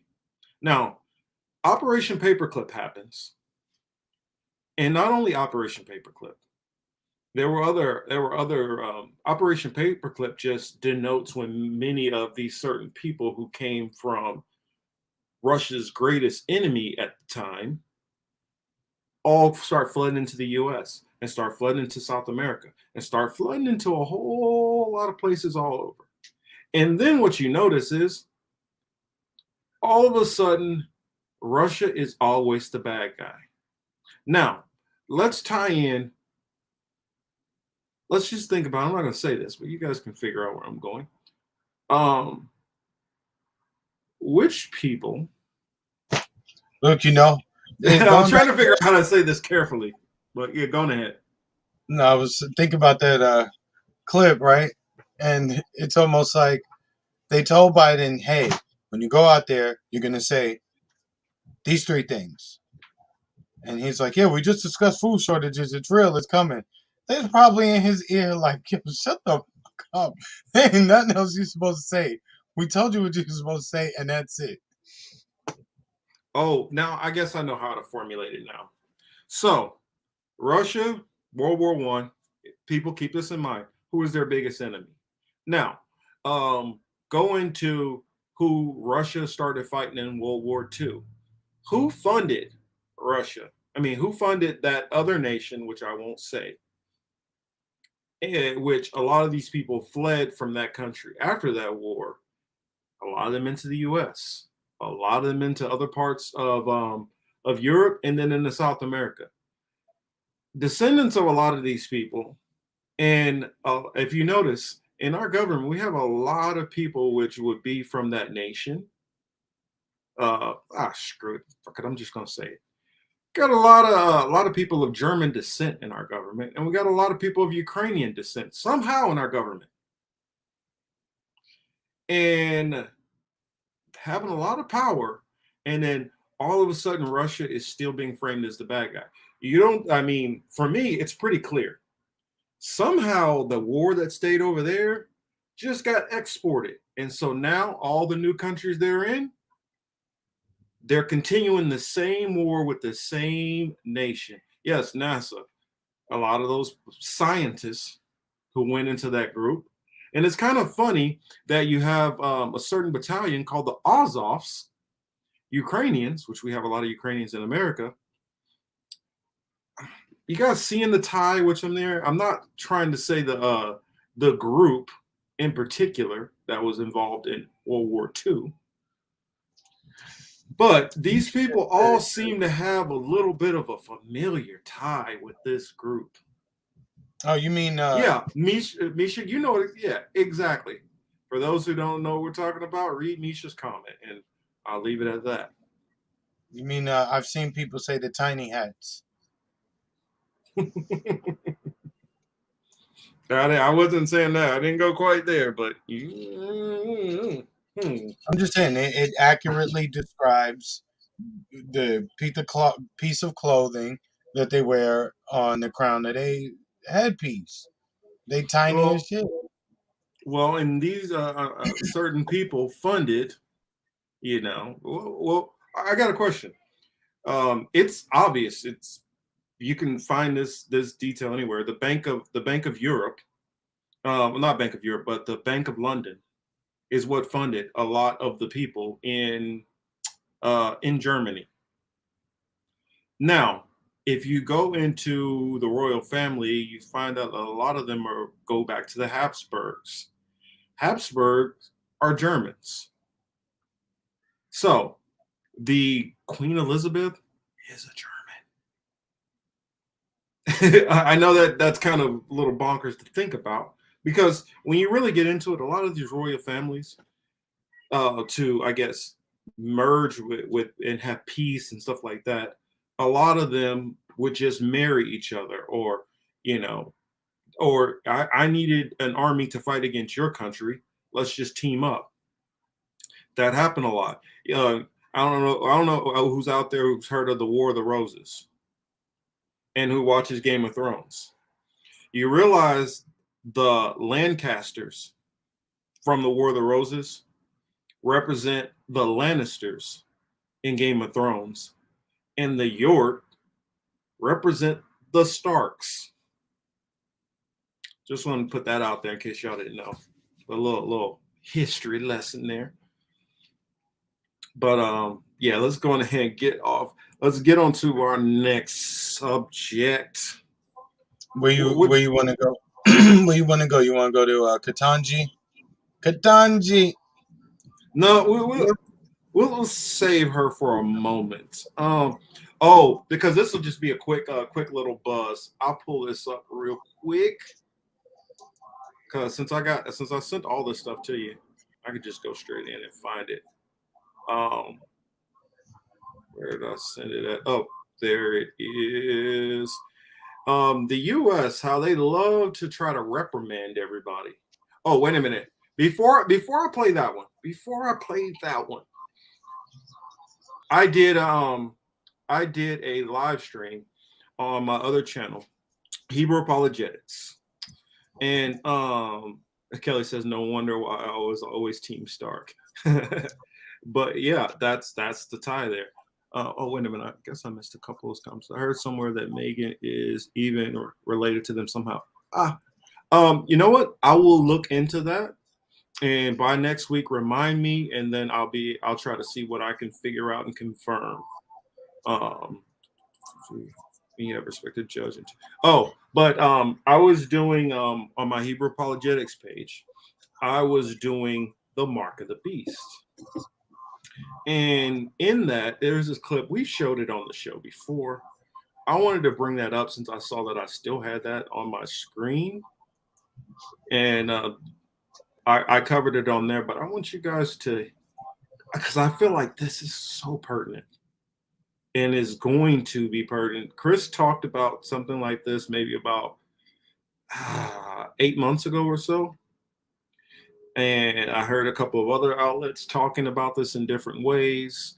2 episodes on the Hill, which I know that Ryan Grimm is horrible. I know Robbie is one of the biggest dumbasses on on any kind of TV or live streaming.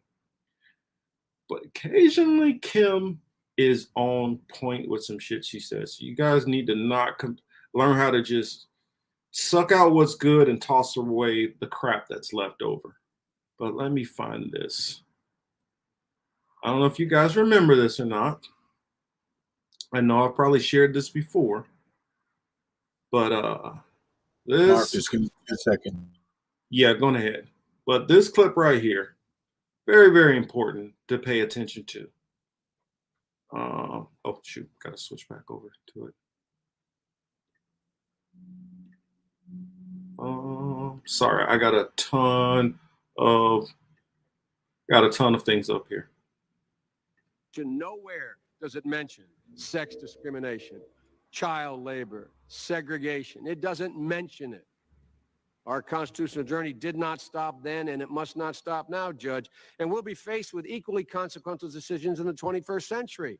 Can a microscopic tag be implanted in a person's body to track his every movement? There's actual discussion about that. You will rule on that, mark my words, before your tenure is over. Can brain scans be used to determine whether a person is inclined toward criminality or violent behavior? You will rule on that. And Judge, I need to know whether you will be a justice who believes that the constitutional journey must continue to speak to these consequential decisions, or that we've gone far enough in protecting against government intrusion into our autonomy, into the most personal decisions we make. Judge, that's why this is a critical. I just wanted to show that clip there because he's now the president. Roberts is still on the court. And I don't see either one of these two lasting too much longer, especially not this one.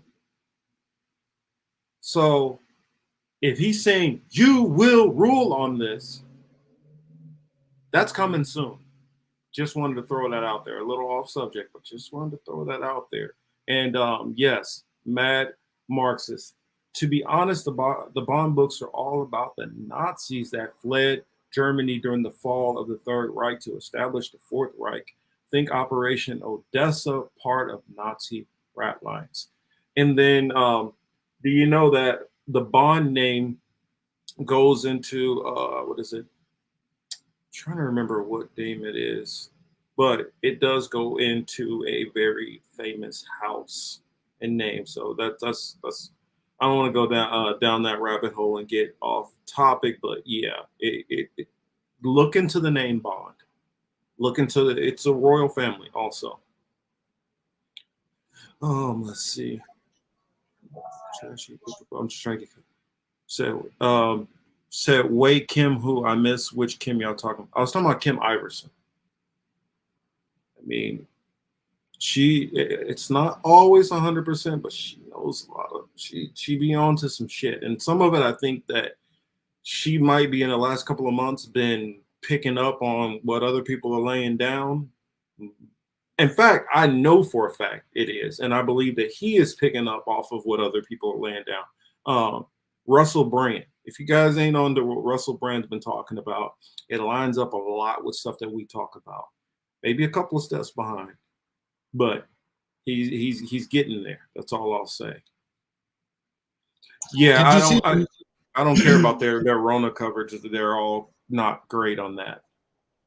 Marcus, did you see that that meme going around Twitter and other social media that asked Ketanji Brown what is crack, and she was like, "I don't know who Hunter Biden is." Ooh, for real. Ooh, that's crucial. Yeah, I love the internet, man. That shit is undefeated and it's freaking hilarious.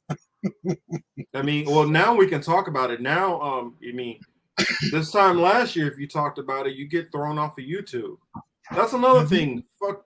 That's another thing, YouTube.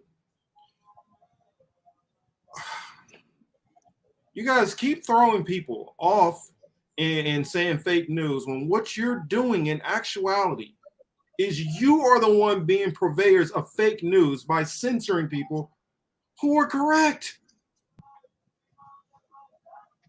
Stop being fucking propaganda. Just because somebody who well, I know obviously this is, if you guys aren't just about money, if you guys are not just completely corrupt, then stop doing this shit. Because you're either corrupt or you're insanely stupid. One or the other. Stuff you guys call conspiracy, time after time after time after time, keep getting proven correctly. And that's the other thing. And they don't, with so many with so many things that have been that were classified as like conspiracy theory thinking, etc., etc. Like you said, a lot of that stuff came out to be correct. Do you think even TheyTube, as Street wisely says, is TheyTube even going back saying, hey, to all you people, like American Vagabond comes to mind, because Mariana just mentioned them. Are you going to go back to them, to Ryan, and be like, hey, you know what you were talking about actually turned out to be factual. We're reinstating your channel. You have full access. We're monetizing you, etc., etc.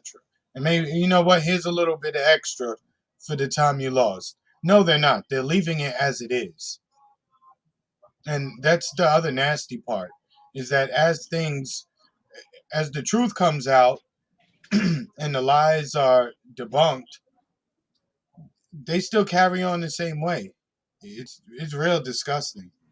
Yeah, I was gonna say, yeah, Mariana, Kim is definitely doing it for the money. Yes, but if somebody's right, they're right. I mean, I'm one of those. I've come to the conclusion, like, even if some of these people steal information that we've dug up and they don't give us the credit for information which we broke, which I'm not going to say who, but there are outlets large outlets that I've saw do that.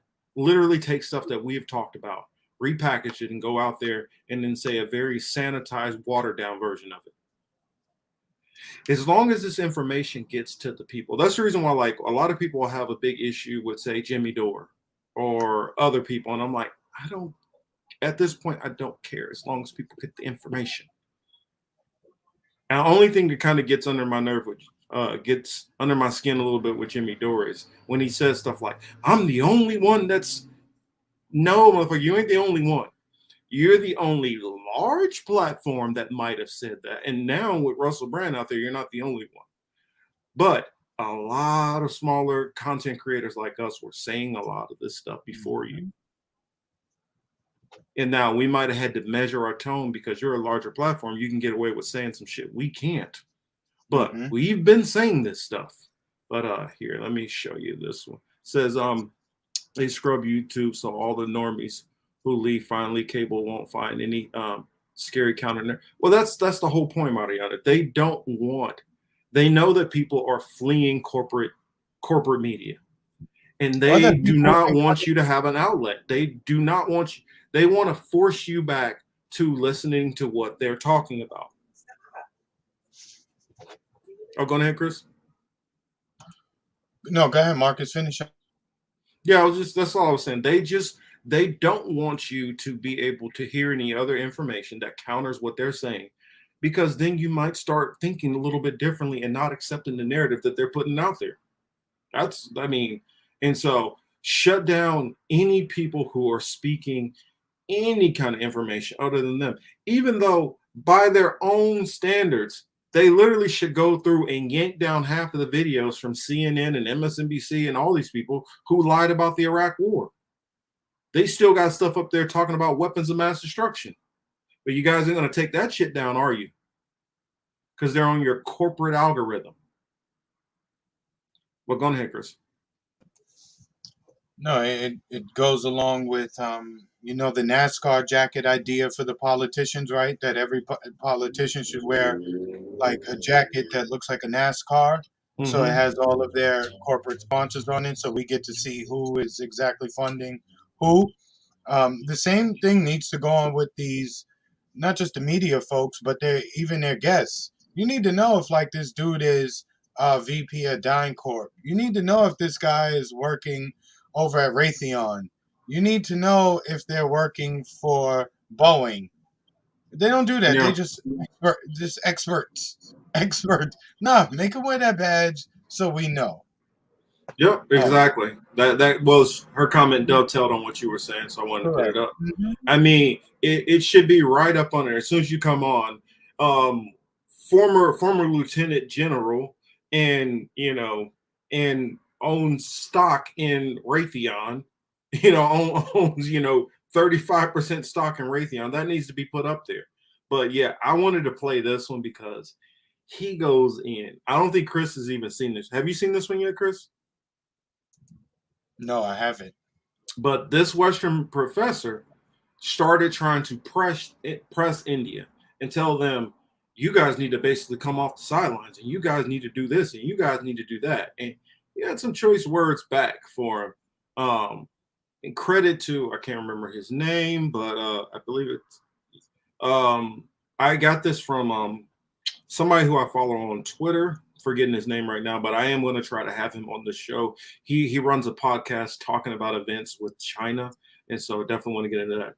Tucker Carlson equals Rachel Maddow. I don't know, they even kind of look. Yeah, I've seen that. SM says, and I'm looking at Breaking Point specifically. I think they are Breaking Points. It's weird. They say they went independent.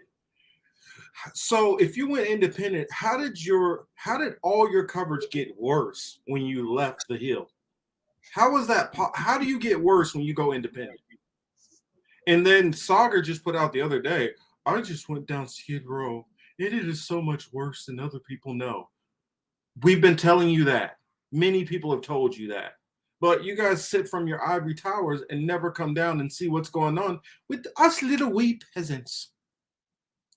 But here, let me go ahead and play this one. Oh, let me catch these couple of comments. India's name is Arnab.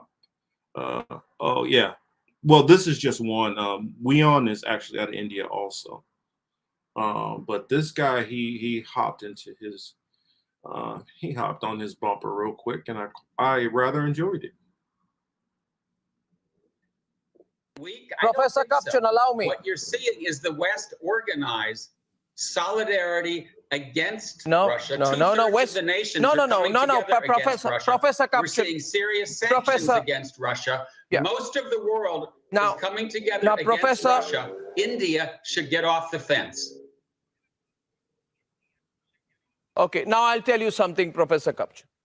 And I hope that you will allow me a decent response, and then Ambassador Pawan Verma will respond to you. I see John wants to respond to you. First, I'd like to. First of all, with the greatest of respect, Professor Charles Kapchan, you have no moral standing to talk. You are in no position, you as in America is in no position to pretend to be the guardian of democracy and human rights. You are the worst perpetrator of atrocities. You, in Barack Obama in 2011, intervened in a nascent Libyan civil war, using the NATO and Arab League partners, prolonging the war for 1 decade. You launched armed conflict in at least 6 countries. Iraq, Syria, Yemen, Somalia, Niger. You carry out drone strikes. You've killed thousands with your drone strikes. You run Guantanamo Bay, where you run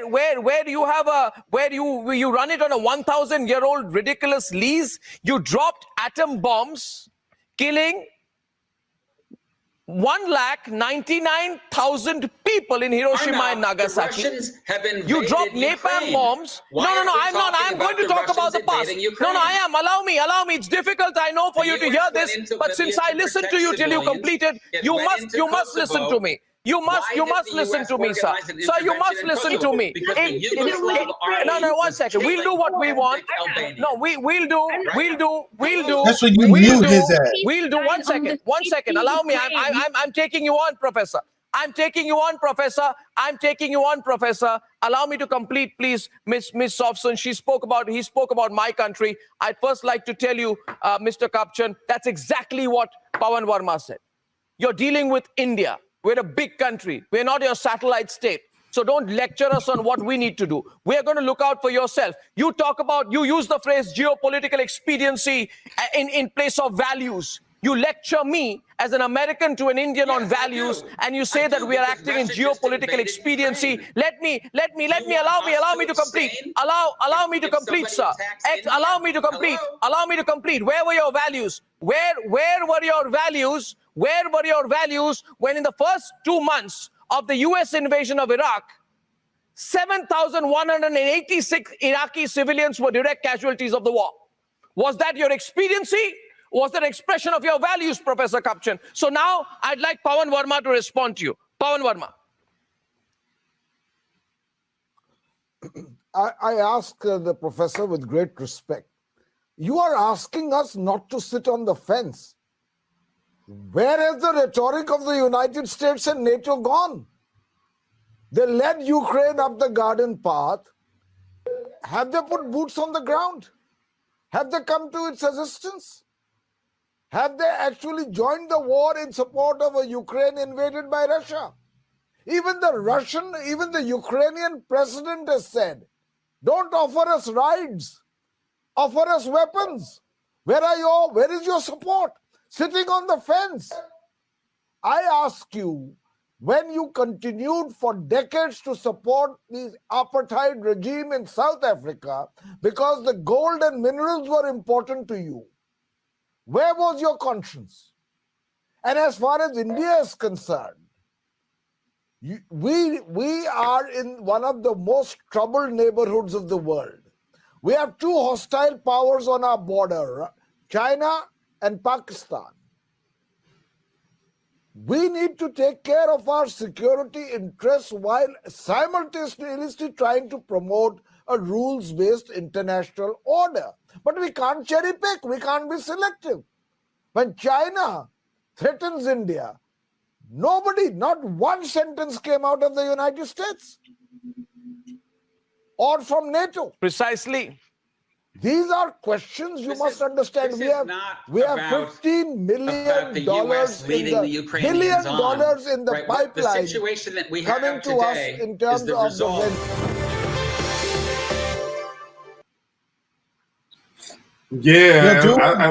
I like that fire he had. And dude was going to keep going too. The professor, the American, I don't even know. I don't know who he was, but one, you could already tell like who butters his bread, right? Two, he showed like he basically, if he had his way, he would be like, shut the fuck up about the past. Right now, we on Russia. I need y'all to get in the game, or we're gonna find a way to screw you over. That just seems to be, that's America thinking that they the big bad bully. I did like what the host had to say. Basically, you shut fuck up. You're gonna get this business, and that's gonna be that. So that part I did appreciate. Yeah. You can't deny what he's saying is true. Mariana says, I need to go off like this gentleman. I end up cursing too much, and then I feel like I'm taken less seriously. Well, I'll tell you this. Most of these assholes are going to decide not to take you seriously no matter what you say, because that's what they do.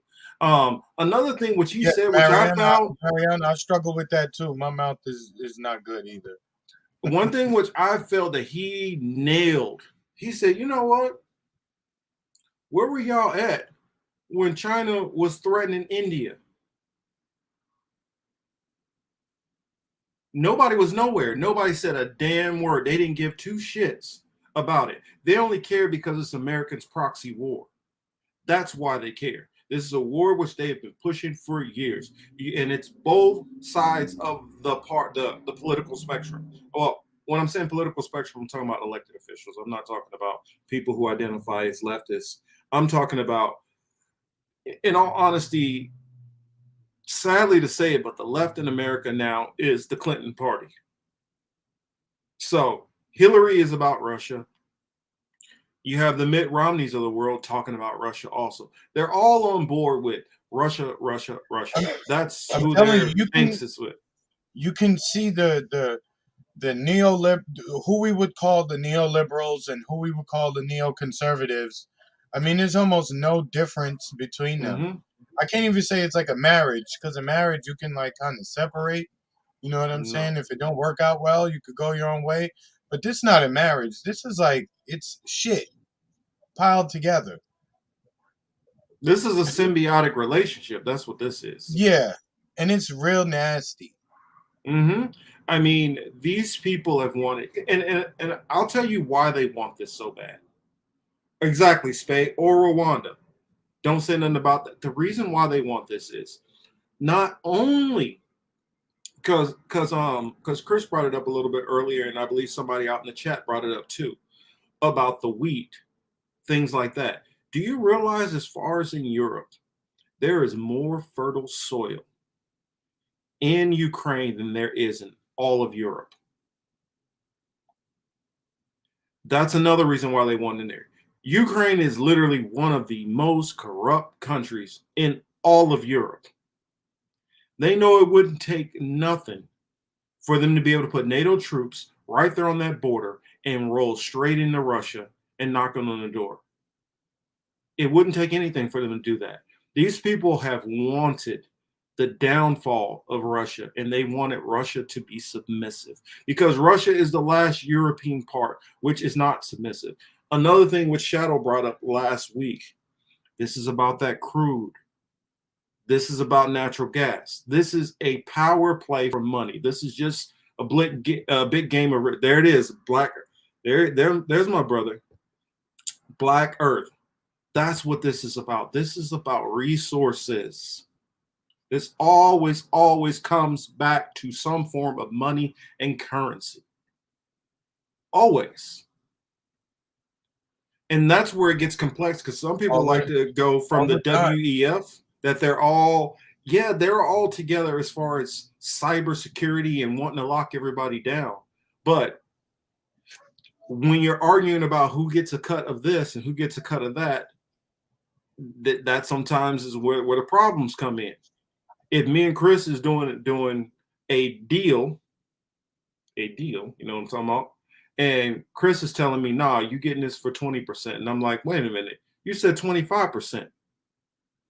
A lot of people on the streets go to war over things like that. And this is no different. Go ahead, Chris. No, man, it's it's just nasty out here. Just seeing this stuff. That's why you do have to like enjoy yourself and do other things. Don't get too bogged down by this stuff. I mean, look, let's face it, there's not much that we can do at this time, right?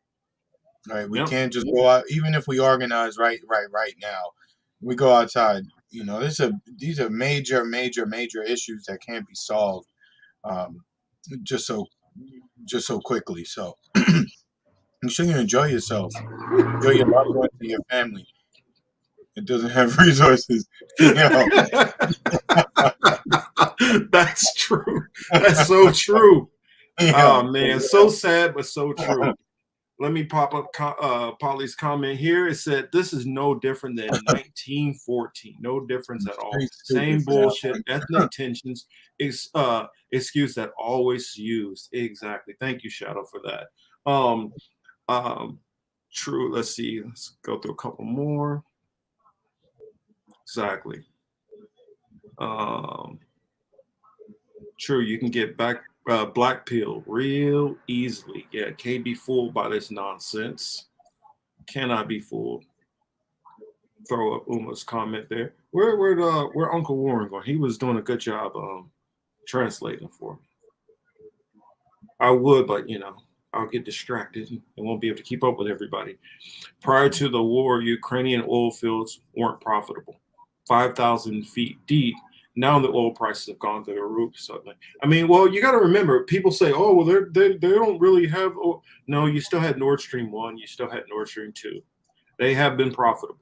And there's a lot more other things. I mean, Israel, believe it or not, literally gets most of their wheat, their grain. I mean, there's so much crap that Israel in particular gets directly from Ukraine. So does Egypt. Yes, Egypt too. I forgot that also. Egypt, Turkey. I can't remember if the Philippines was on that list, but yeah, they get a lot of it. I mean, there are a lot of countries that are making bank off of. I mean, it's a lot of monetary interest tied up with a lot of people, and that's what we always need to focus on. What is the monetary interest behind this? What is going on? Let's see. I wanted to pull up this other one because showing just the way that they push and force things. I might have to dig for those other two, but let's see. Let me pop this one up real quick. I might have to find the part. Oh shoot, hold on. Didn't want to start playing yet.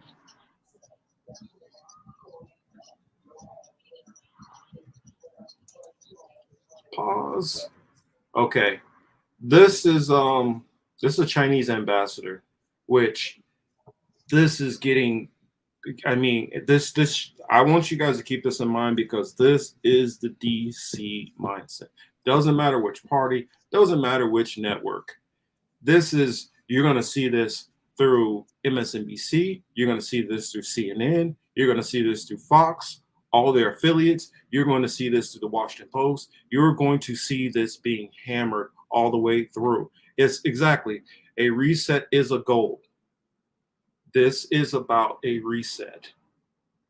And sometimes the reset is known that it's coming. Sometimes the reset is unknown. Sometimes the reset is planned out. Sometimes it don't go as planned.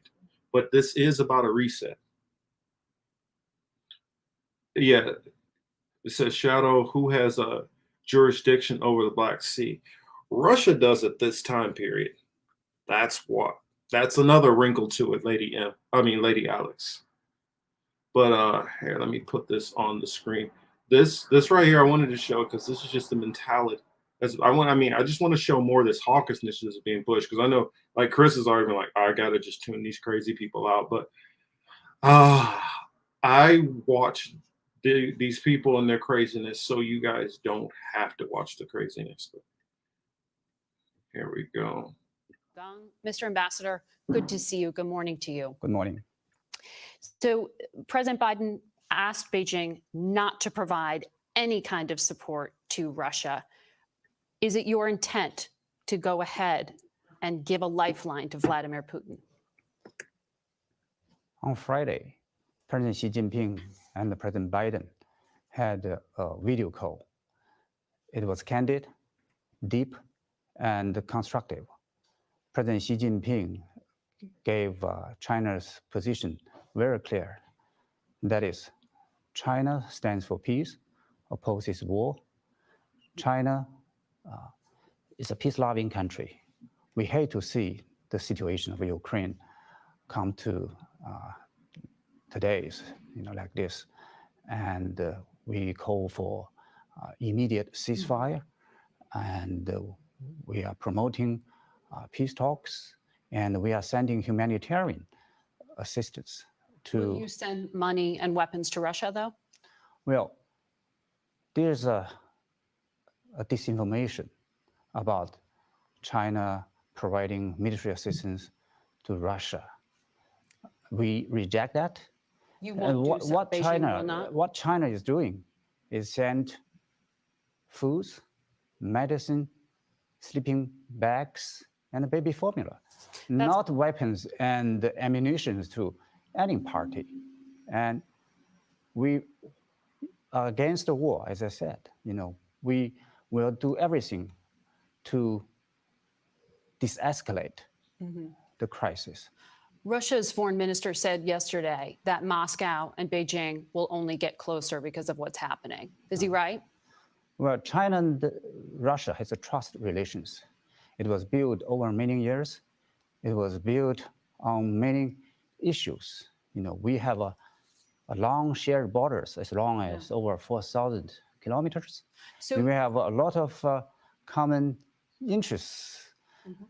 And this trust relations with Russia gave us a unique position indeed, in the international efforts. That's for exactly peace talks. And that's exactly what the White House is saying, that you are in such a position of power here to pick up the phone and call Vladimir Putin. Has Xi Jinping, your president, told Vladimir Putin to stop the invasion? Do you condemn it? Actually, on the second day of Russia's military operation, President Xi Jinping did talk to President Putin. Was that their last asking phone call? President Putin to think about resuming peace talks with Ukraine. And President Putin listened to it, and we have seen 4 rounds of peace talks have happened. Let me continue. You know, China's trusted relations with Russia is not a liability. Actually, it's an asset in the international efforts to solve the crisis in a peaceful way. You know, and China is part of the solution. It's not part of the problem. So are you saying, though, just so we're clear, are you saying Beijing will not provide financial support to Moscow to prolong this war? China has normal trade, economic, financial, energy cooperations with Russia. As I said just now. So it's not changing. You're not changing your relationship. These are the normal business between 2 sovereign countries. You mentioned based on international order laws, including WTO rules. And let's talk about those international laws, because 4 days ago, the International Court of Justice ordered Russia to stop its military actions. China abstained from that. The vote was 13-2. The only country that stood next to Russia was China. Well, that sounds like you are condoning and not condemning. China makes its observation and conclusion based independently, based on the merits of the matter itself. On the one hand, the United Nations Secretary General said that Russia invaded. Yeah, we oppose. On the one hand, China opposes the UN purposes and the principles, including the respect for the national sovereignty and the territorial integrity of all countries, including Ukraine. Okay. On the other hand, we do see there's a complexity in the history of the Ukraine issue.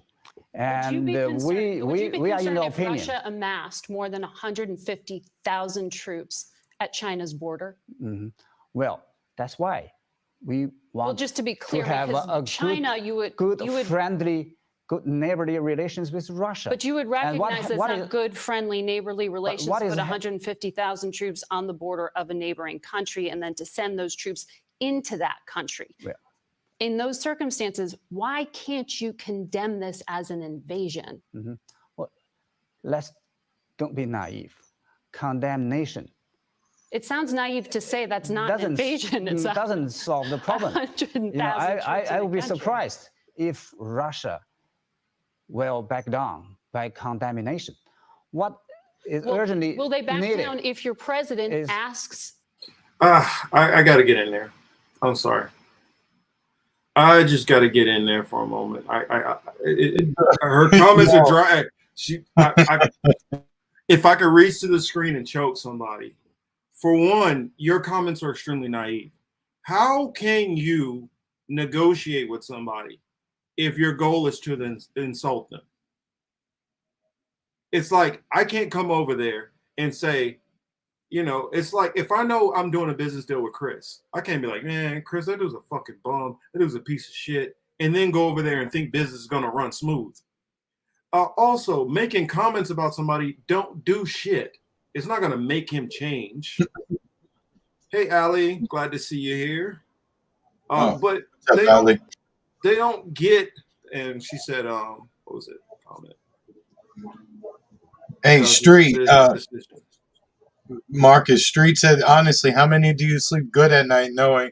How many of you sleep good at night knowing we are depending on these crazy motherfuckers for our safety and well-being? Look, I sleep good, especially if I had a few drinks and, you know, I've had some other stuff. I sleep well because I'm not depending on them at all. Well, you know? but you guys who really follow me, you guys. I mean, but I understand what I'm a man of faith, so all of this is going. I'll just say it this way: this is going according to what what I've seen and what I've read and what I believe the prophecy is.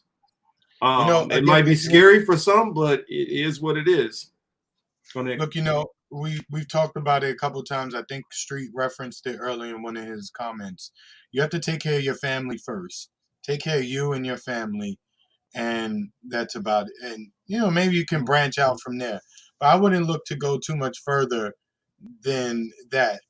As you can see from Obama era, Trump era, Corona bullshit, now we're on this.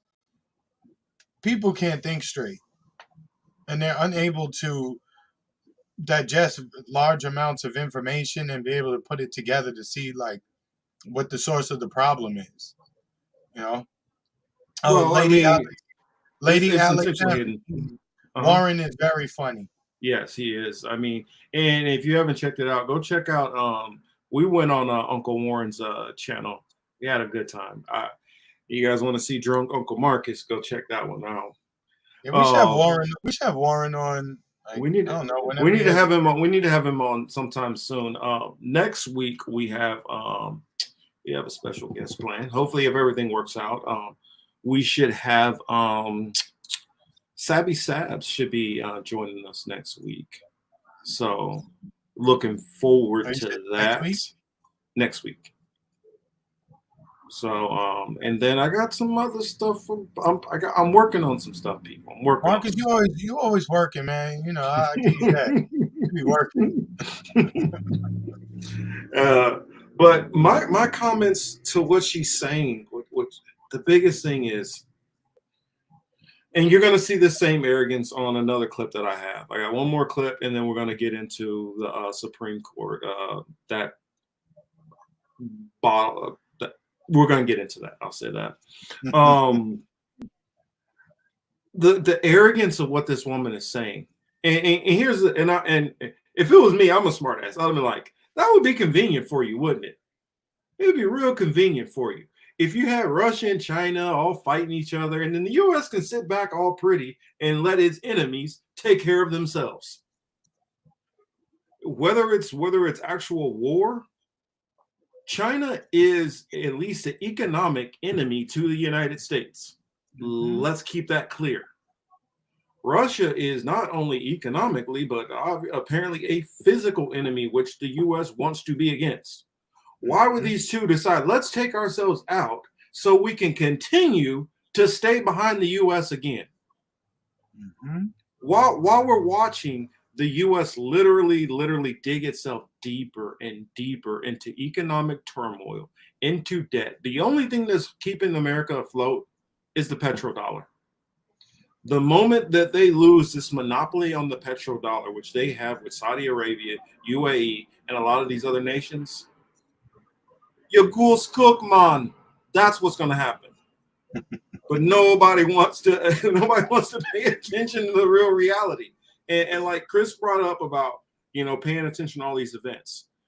A lot of you guys who are at least our age, you go back to, let's just start at 9/11. Anybody who was at least over 20 at the time, 18, or let's say 18 at the time, you can remember how things were before and how things were after, there was a obvious change that happened. Then once we invaded Afghanistan, because keep that in mind, we didn't even have to go into Afghanistan. The Afghanis said, we will get Osama bin Laden and we will gift wrapping for you. And we said, nah, we want to go invade your country instead. So that's what we did. And then, even after killing Osama bin Laden, the narrative got shifted. And they decided, oh, well, we're going to do some other shit. And then, after that, then we're in Iraq. Then we move into Niger. Then we're in Chad. Then we're into Syria. We just keep on advancing. More and more countries. And I see we got a new person in the chat. Jason Rodriguez, glad to see you, my friend. SM says, I was 16. Yeah, I can't stand that rude shit either, Varian. I mean, she was, I'm like, I got to stop it because this woman's just getting on my nerves and telling him, well, you do this, well, you do this. It's the same thing which they did with Assad. That's when I first started noticing, call him a dictator, call him a dictator, call him. It's like, what do you think if 100 people call him a dictator, he's gonna be like, you know what? You guys got me. I'm just going to just step out of office. I'm just going to stop. Calling names doesn't do shit. Whoever this dumbass person is on Face the Nation, I hope these comments get to you because you're an idiot if you think that fucking matters that he calls him anything. Also, even if he does call him that, you're not talking to Xi Jinping. You think he's like, you know what? My advisor, the guy who works for me, said that he's an idiot, that he's a war criminal. So okay, now I'm going to back the U.S. Exactly. You guys are fucking idiots. Mm-hmm. Getting somebody on TV and all that is you want to pump the ratings. Ooh, a Chinese ambassador said this. That's all they're doing. It's BS.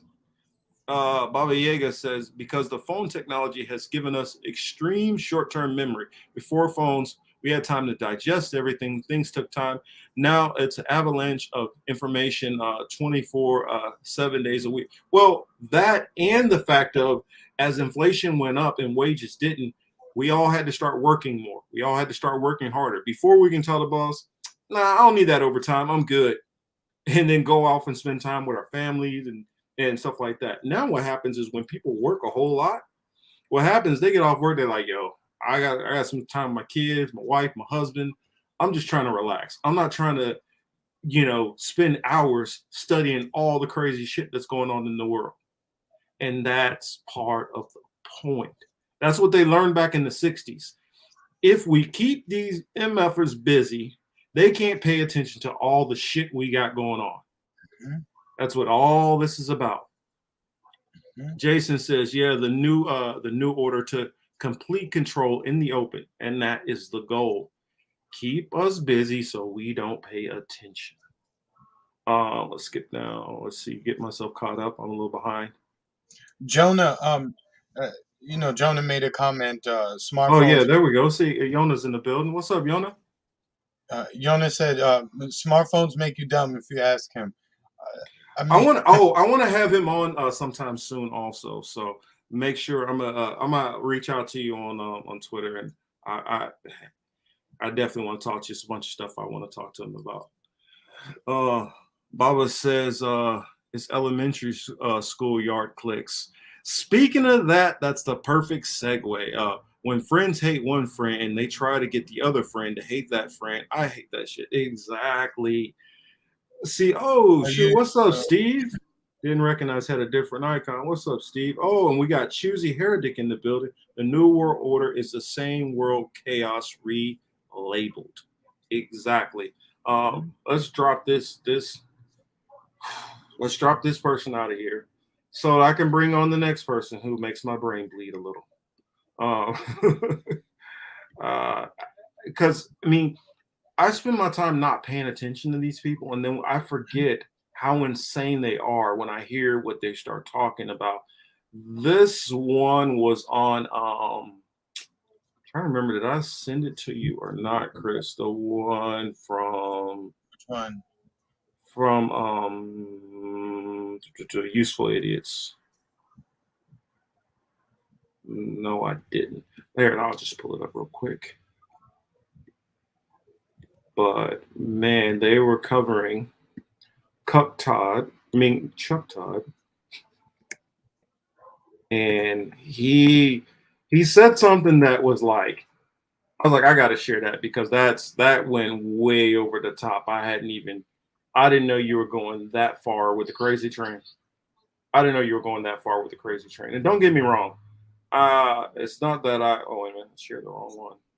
It's not like it's not like I'm that much of a fan of Katie Halper. Sometimes she has some good takes. Sometimes they have some good topics. Sometimes they don't. Aaron, he's pretty solid on most issues. Let's see if I can find it. Oh, Barikwa. I like that in the back. I need one of those. Yeah, that was good. Cup Todd, that was good. I think this is the part. Gone from Russian bot mania to Ukraine. Oh, let's skip it to one. Been studying the war, deconstructing Russia. Could you hear it when I was doing I it? can hear. Now, let But me know. it's- Does the let me pause it right there, though. You guys see this right here? This is even better. When we had Shadow on, we were showing this whole part. Remember we were talking about that pincer movement and moving into this area right there, which is it's almost match set points when they get here and here. But you know, let it get going. Hear an echo when Chuck speaks. Yeah, let me.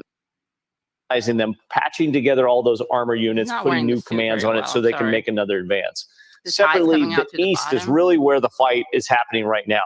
You've seen major battles. Todd, and he tried to take out his earpiece. Right. And he's like, can draw a line. It's actually a pretty This dip. decent segment by both of them. I'm just trying to find the part in particular where Chuck Todd says something that I was blown away that he said. Maybe it was back there because I was listening to it while I was at the gym, so I couldn't see it. Let's back it up. Consolidate, bring forces back together, take some of their armor units, by the way. Some of these armor units that you see up here in and around Sumi were nearly decimated. And so they're bringing them back, reorganizing them, patching together all those armor units, Not putting wearing new the suit. commands on it. There we go. Comfortable position that Putin may. That's back a little bit more. The this is your YouTube Okay, clip. yes. So you can set that up technologically. I'll set it up substantively. This is with Chris Murphy, a Democrat from the state of Connecticut, and he's on Meet the Press with Chuck Todd. And let's hit it. Let's hit it. Do we have to get to the uncomfortable position that Putin may remain in power, get a piece of Ukraine, and we get a peace deal and Zelensky stays in power? That's an uncomfortable potential result, but it feels as if peace talks are at all serious, we could land in that sort of uncomfortable zone. So peace talks are always uncomfortable. And Katie, how many times did you hear the word uncomfortable there? So many times that it made me uncomfortable. Chuck Todd is really uncomfortable. Chuck with Todd this. says uncomfortable there 3 times. I mean, Chuck Todd is saying he's You guys hear what he just said there, basically? You guys hear what he said? Peace talks make him feel uncomfortable. Peace talks make him feel uncomfortable. Just keep that in mind while we're watching that. Let's keep it going. uncomfortable with peace. That's exactly what he's saying. Here, let's watch And it he again. is. It made me laugh so hard. Let's watch it again. targeting civilians also increase. Do we have to get to the uncomfortable position that Putin may remain in power, get a piece of Ukraine, and we get a peace deal and Zelensky stays in power? That's an uncomfortable potential result, but it feels as if peace talks are at all serious, we could land in that sort of uncomfortable zone. So peace talks are always uncomfortable. And this is a terrible position that Zelensky is in because he's. If I was Chuck Todd's life coach, he's got such an Now, I advise you guys to go and check out the rest of that. It's Useful Idiots Monday Morning with Katie Halper and Aaron Mate. But Chuck Todd is uncomfortable with peace. Just keep that in mind. Well, they get paid to push for war, so that's the attitude they take. I mean, again, I was old enough. I remember what happened after 9/11. I mean, you couldn't even say certain things to people. They were just like, "Look what they did to us. My cousin died. My aunt died in the building." Da da da da. Look, everybody. Well, to those of us who was there that day, we know everybody. All of us know somebody who was affected one way or another.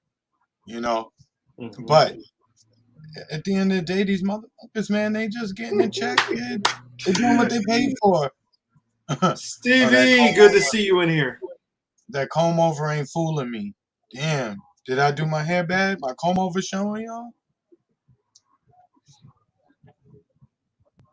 You're good. I mean, it shows you that this is the mentality. We showed how she was like pushy. Ryan, this is like, I guess he can like be like not even like a broken clock, twice once a day. I mean, was it right twice a day or some shit like that? I can't remember the quote right now. He's like right once a month. He showed when he was in the press corps, and he's trying to get man, Stevie, you're brutal. Chuck Todd only invited him on to make his hairline look better. Wow. Jimmy, I didn't know she was such a savage. Man, I'm loving it though. But let me get caught back up with these. All right. But you had, I think her name is something Brennan or whatever. I don't care. She's a waste. I know that Tim Russert has to be just 100 miles an hour, just swirling in his grave to look at what his show has become. That he used to bring people on and push back against politicians and push back against the narrative. And they completely got the biggest, like, bootlicking, bend over, buck dancing, that they could get on there to feel him. The biggest ass kisser possible that is going to completely tout the military industrial complex perspective. So that's what I wanted to show on that. Yes, comments are spicy today. We both appreciate you all for participating. Chris, would you like to run us in on that last story? Well, we're gonna talk about our we're in our trust black women, believe black women phase again, at least in the media, right? I mean, unless you're talking about Cynthia McKinney, then you can just ignore her, fund her opposition, etc., etc. But we're back to the believe all black women for Miss Ketanji. So she had an interesting week this week dealing with the Senate Republicans. So anyway, with that being said, Marcus, you want to pull up that video? I got it on mine, but it's buffering. Yes, sir. I got it. No problem.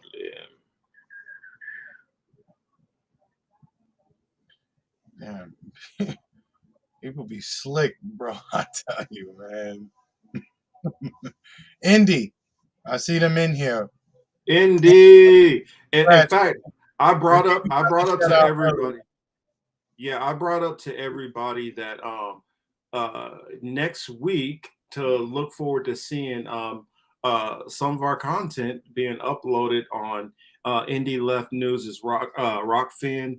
They were so gracious to say, hey, until you guys are able to get on there, we're more than happy, to invite you guys on our platform. And so we appreciate that. Much love. I just was running behind on all this stuff, so I wasn't able to get it set up for this stream. Oh, that's the wrong one.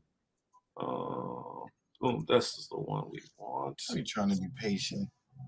I'll be trying to be patient.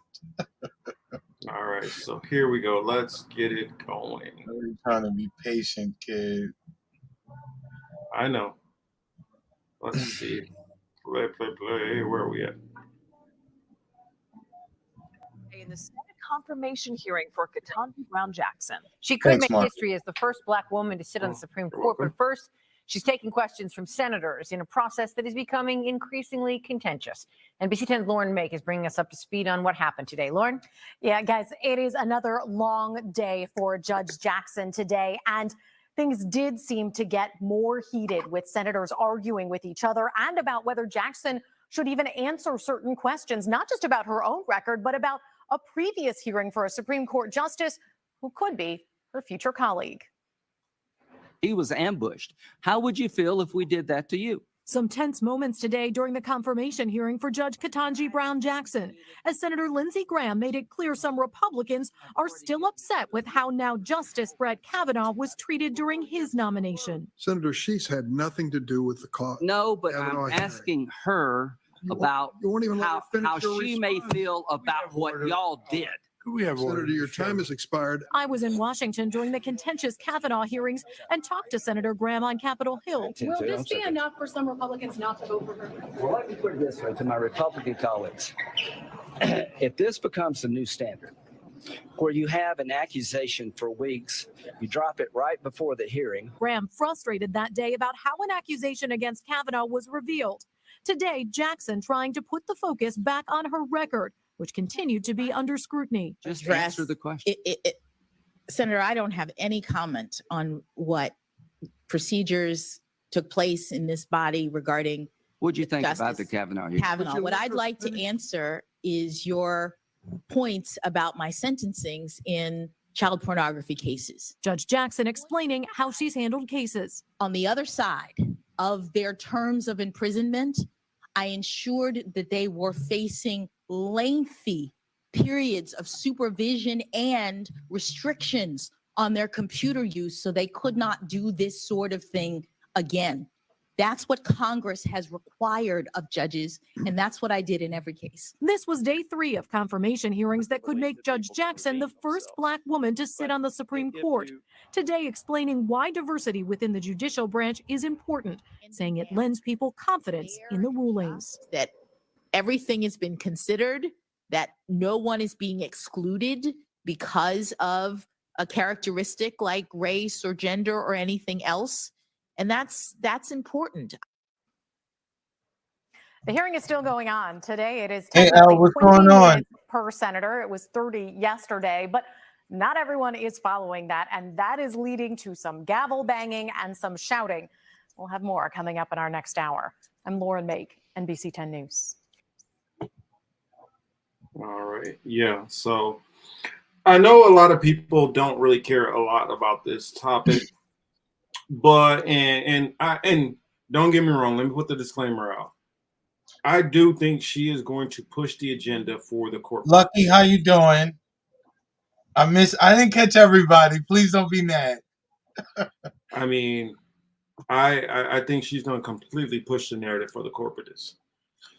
But the only reason why I'm bringing this up is because of, in my opinion, it's how they went at her. It's not why, it's how. And they didn't go at, okay, your record is saying this and that. They went at, oh, what you're going to be doing? You need to recuse yourself for affirmative action. Yeah. And they start pushing all this critical race theory, critical race. And my issue is, okay, I get it. She's the first Black woman being put up. Though she's a corporatist, you don't have to make this shit a fucking racist. You, as Republicans, you don't have to be racist about the shit. You see, and you know, this goes to the conversation we had off air regarding this situation. It's the same fucking playbook. Have a group of white men attack this Black woman. So what happens? The Black population, who's probably already looking at the Democrats kind of sideways for their failures in a number of areas, what they end up doing is ganging up on this girl. So black people gonna look to get defensive and be like, yo, they being mad racist for her. Go Ketanji. Let's support the Democrats. I mean, I'm just so tired of the cycle. It's so nasty. And of course, it's meant to bring about an emotional response. It's not meant to do anything else, you know? Oh, okay. I know not the black woman here in this chat, but you know who we're talking about. Probably your auntie, probably your cousins, just like my aunties and my cousins. That kind of shit works on, because I seen some texts in my family group chat like, "Oh my God, are you watching this?" So you just have to just remind people why these things happen and how they happen. You know? Yeah, he literally said that. He literally said that. Yeah, correct. Say you think babies are raised. I mean, and the reason why I bring that up is because from Republicans and from some people who are critics of critical race theory. Critical race theory is not about making you feel guilty if you're a white person. That is not the goal.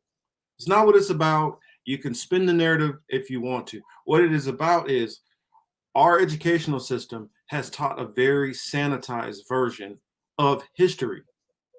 And especially when it came to stuff which was inconvenient for certain people in power, they didn't want to talk about it. I mean, and people who feel like, oh, we don't really need any of that stuff that's taught now. Well, if we didn't need it, why is most of the country just finding out about what happened in Tulsa a couple of years ago? Happened in 1923. Why are people just now finding out about that? I did a video that showed about, let's see, what was it, Chris? About 30 different massacres. I guarantee you most of y'all don't know about any of that stuff. And it's because our educational system has tried to intentionally not teach that stuff. And what people see, the Republicans have this mindset that, well, if we don't teach it, or if you're teaching it, it leads to separation. Well, that's if you think a lot of other black people don't know this stuff. We know these things. A lot of us know this history. And what happens is when we deal with some Republican who says some off the wall crazy shit, and then we mention all these different things, then it becomes divisive because they are often dismissive.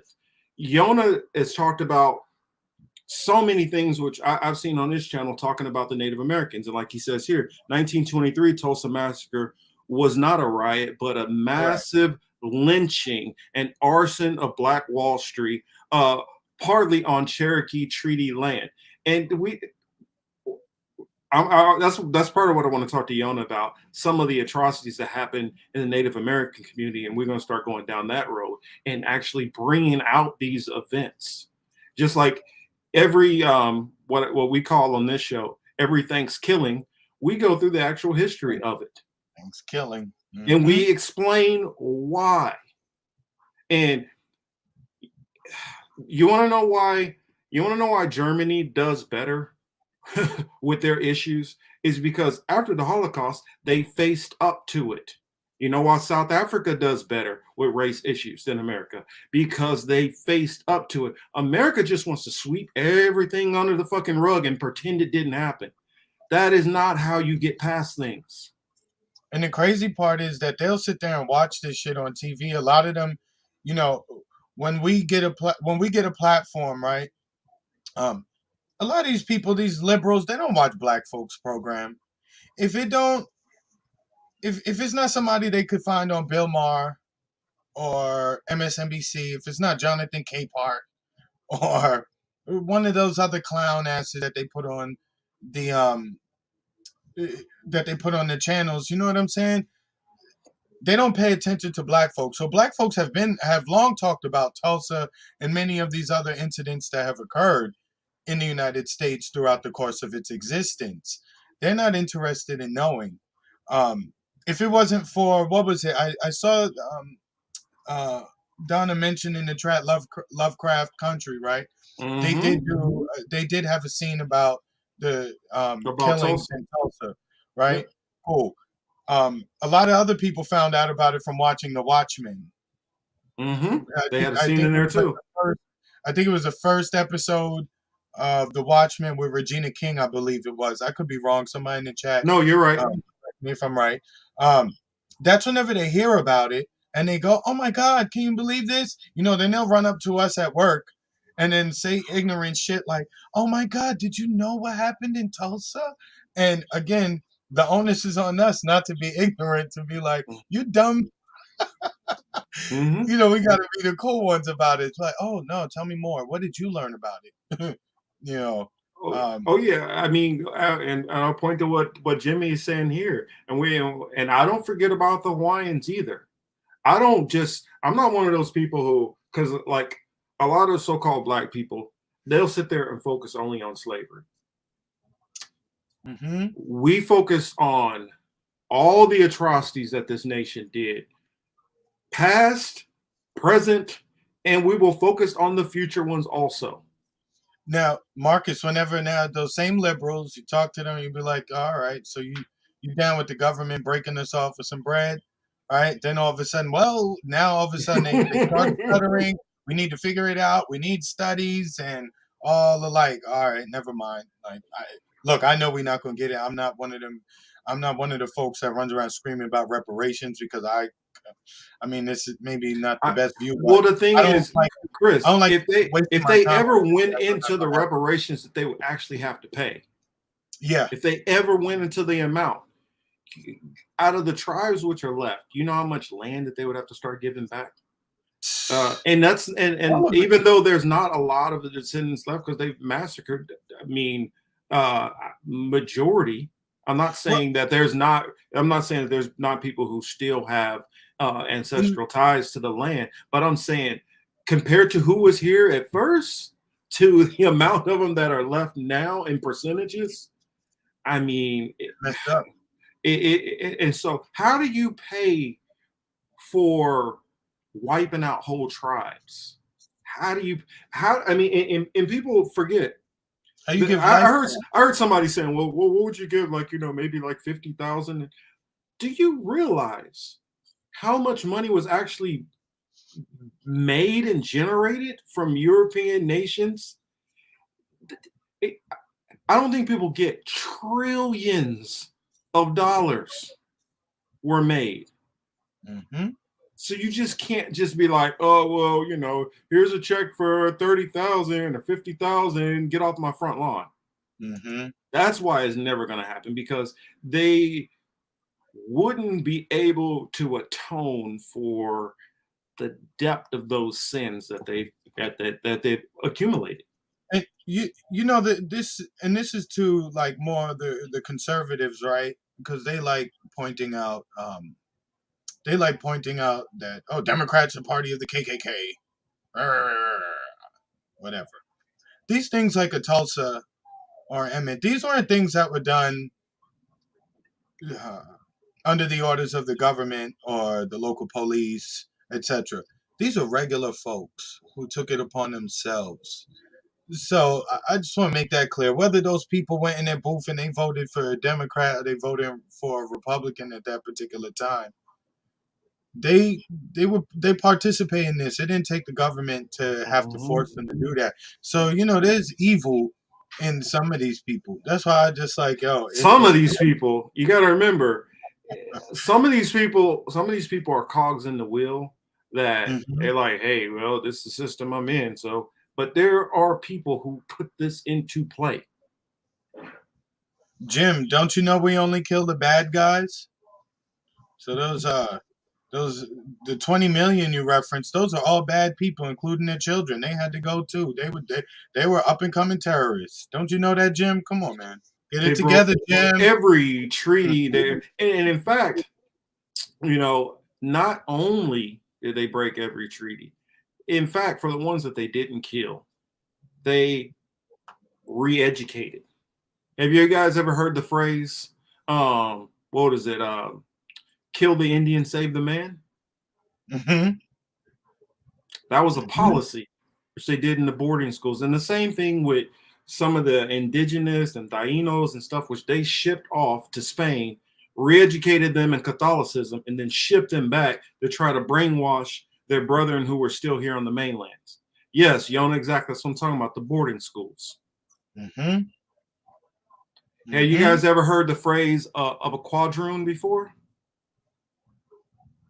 Trying to engineer mixing races to erase out parts of a person's genetic code.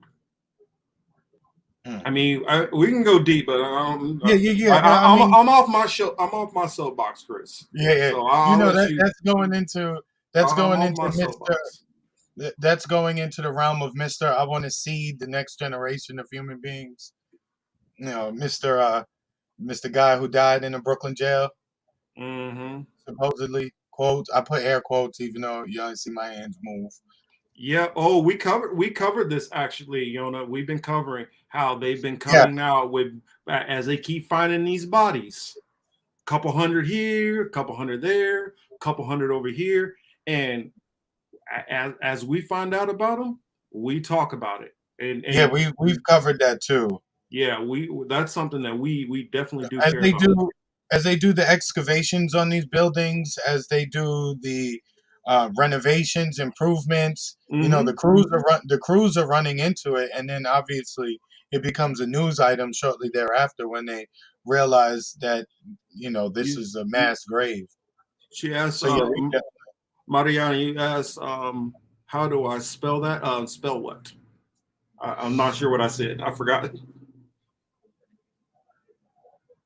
Spoke about New Orleans, and that goes into some other stuff with desalinese and start going into the French and you guys, man, as a history major, Quadroon, that's what she was talking about. Quadroon, I can't remember what it's like. Quad, like QUADDROON, I think. Yep, there it is. Perfect. Thank you, Essen. Yeah, I mean, one of these days we're gonna have another episode where we start talking more and more in depth on some of these things, because this is how they tell most people to heal a wound. Go to therapy and talk about it, right? We never talk about any of this stuff. How can we get past any of it? Look, I like Street's comment. I used to say certain people are infiltrating the system for real change. I'm still waiting.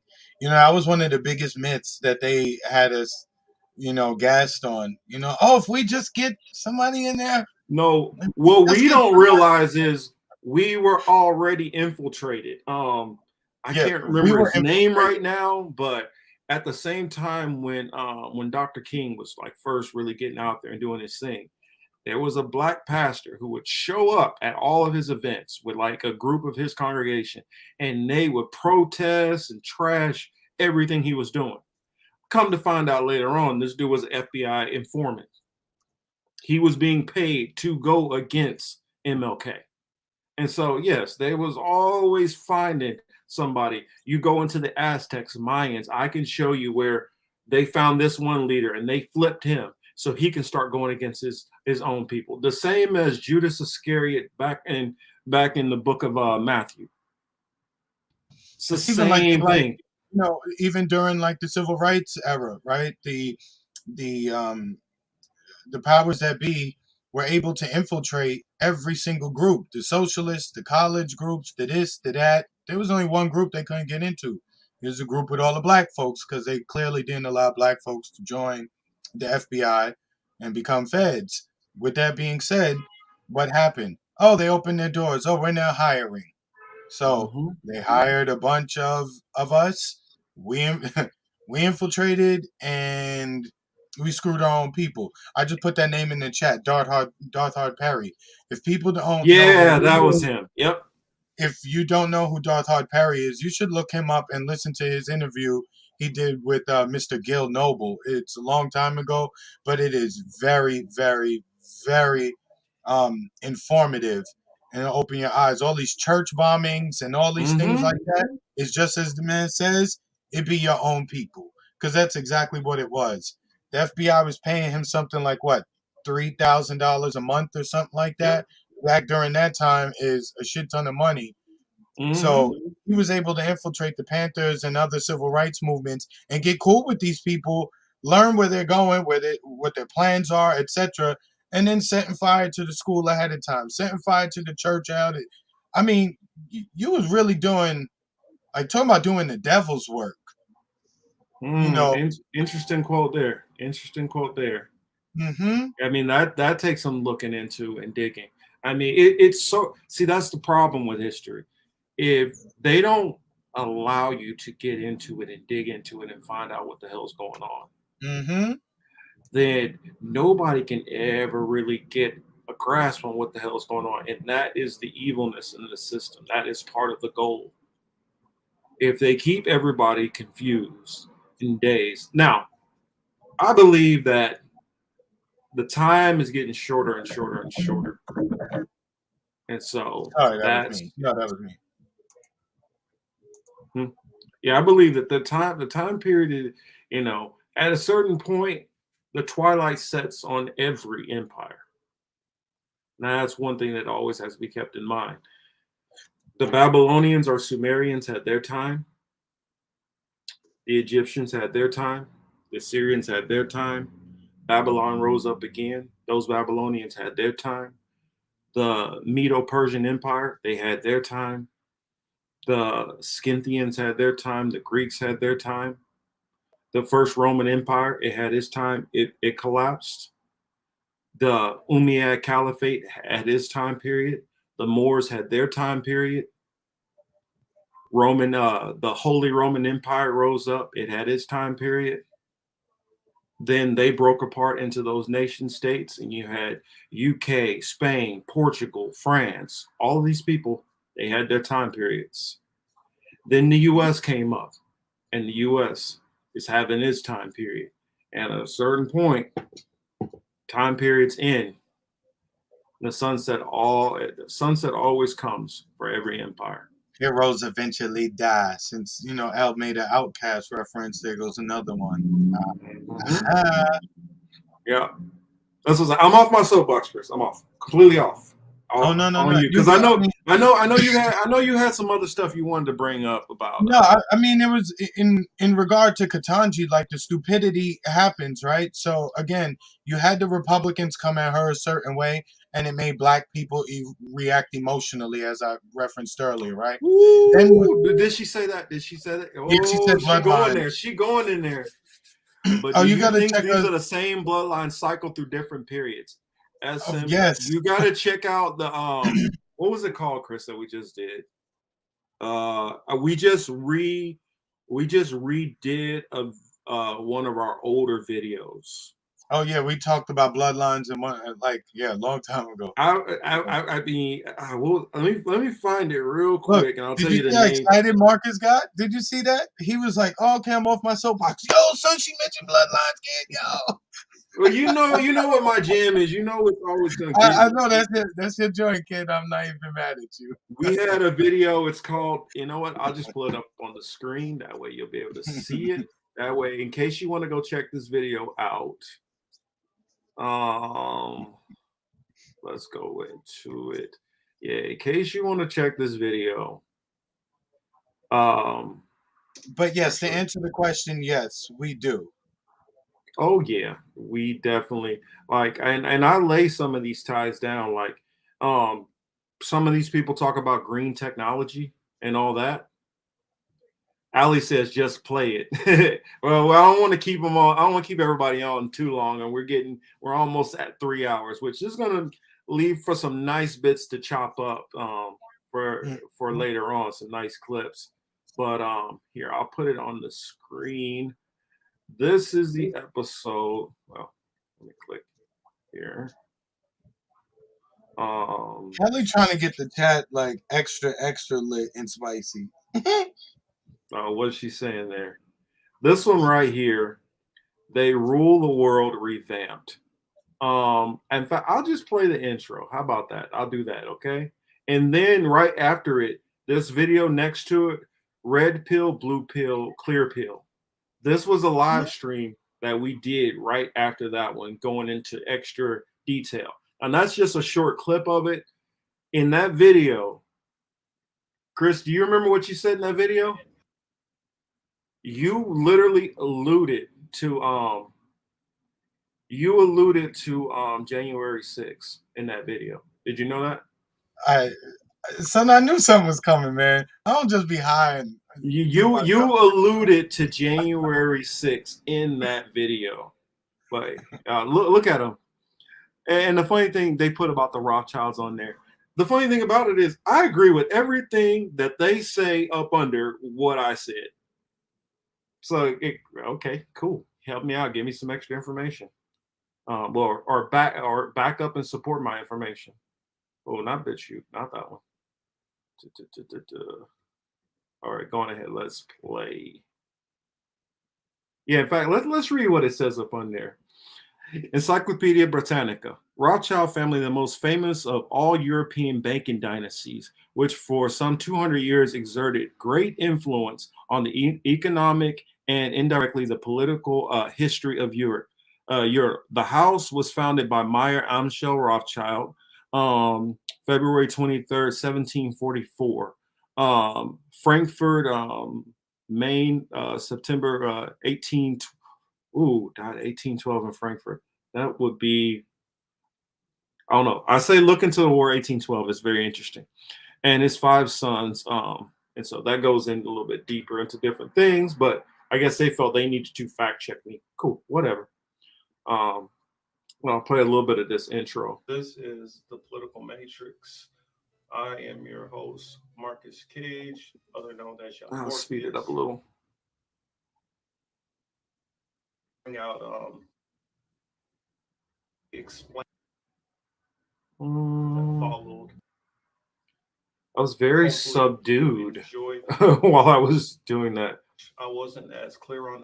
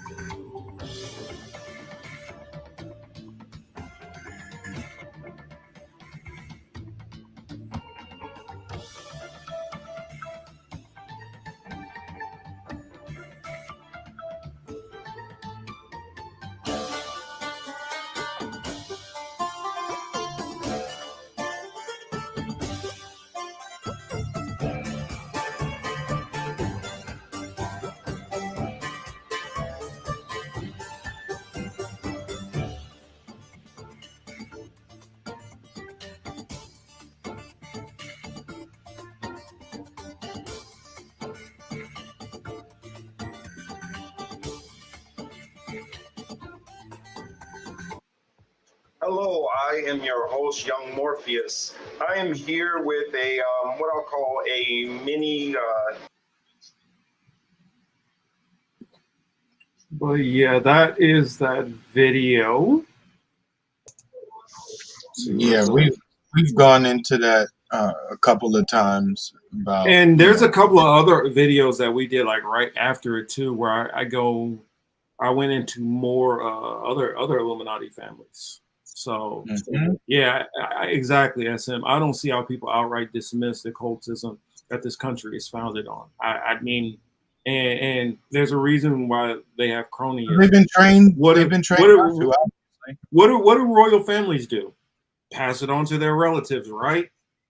The only difference in America, they don't have the titles. That's it. Only difference, the same shit. So yeah, that's what we have for you tonight. I'm so glad to see everybody in here, and we appreciate everybody. Thank you all for coming through. To the first, as I heard somebody else say, Jason, you're at the right place. Yes, you are. I may be. I know I'm biting this off somebody. I'll give credit later, but to the first time viewers and the last time viewers, thank you. We appreciate it. And the long time viewers, we appreciate you too, as usual. You guys know who you are. Yes, they do. Says, so if the devil wear Prada, Adam, you wear throwing out that when old you try Kanye. hard, it's when you die hard. Your homie looking like, my God, la la la la. Wait till I get my money right. Yeah, exactly. Yeah. So thank you everybody. Make sure to go and check out Lucky tomorrow. Her and Elle, they have their show over there. Make sure to go and check them out. Heretic. Let's see. Our brother Atris, make sure to go over, give him a subscribe, check out his content. And Uncle Warren, who was in here, everybody who was in here who are content creators. If I did not shout you out, please remind me. That is something that I always try to do. Try to help pump up other shows. Hopefully they do the same. So thank you everybody for tuning in. Like I said, I was gonna put that out there. Monday, I will be on with Blue Moon Red Wine, and we're going to talk about droughts and things like that in California. So we're going to talk about that. We got a couple of other issues that we're going to talk about. One of these days, I would like to get into talking about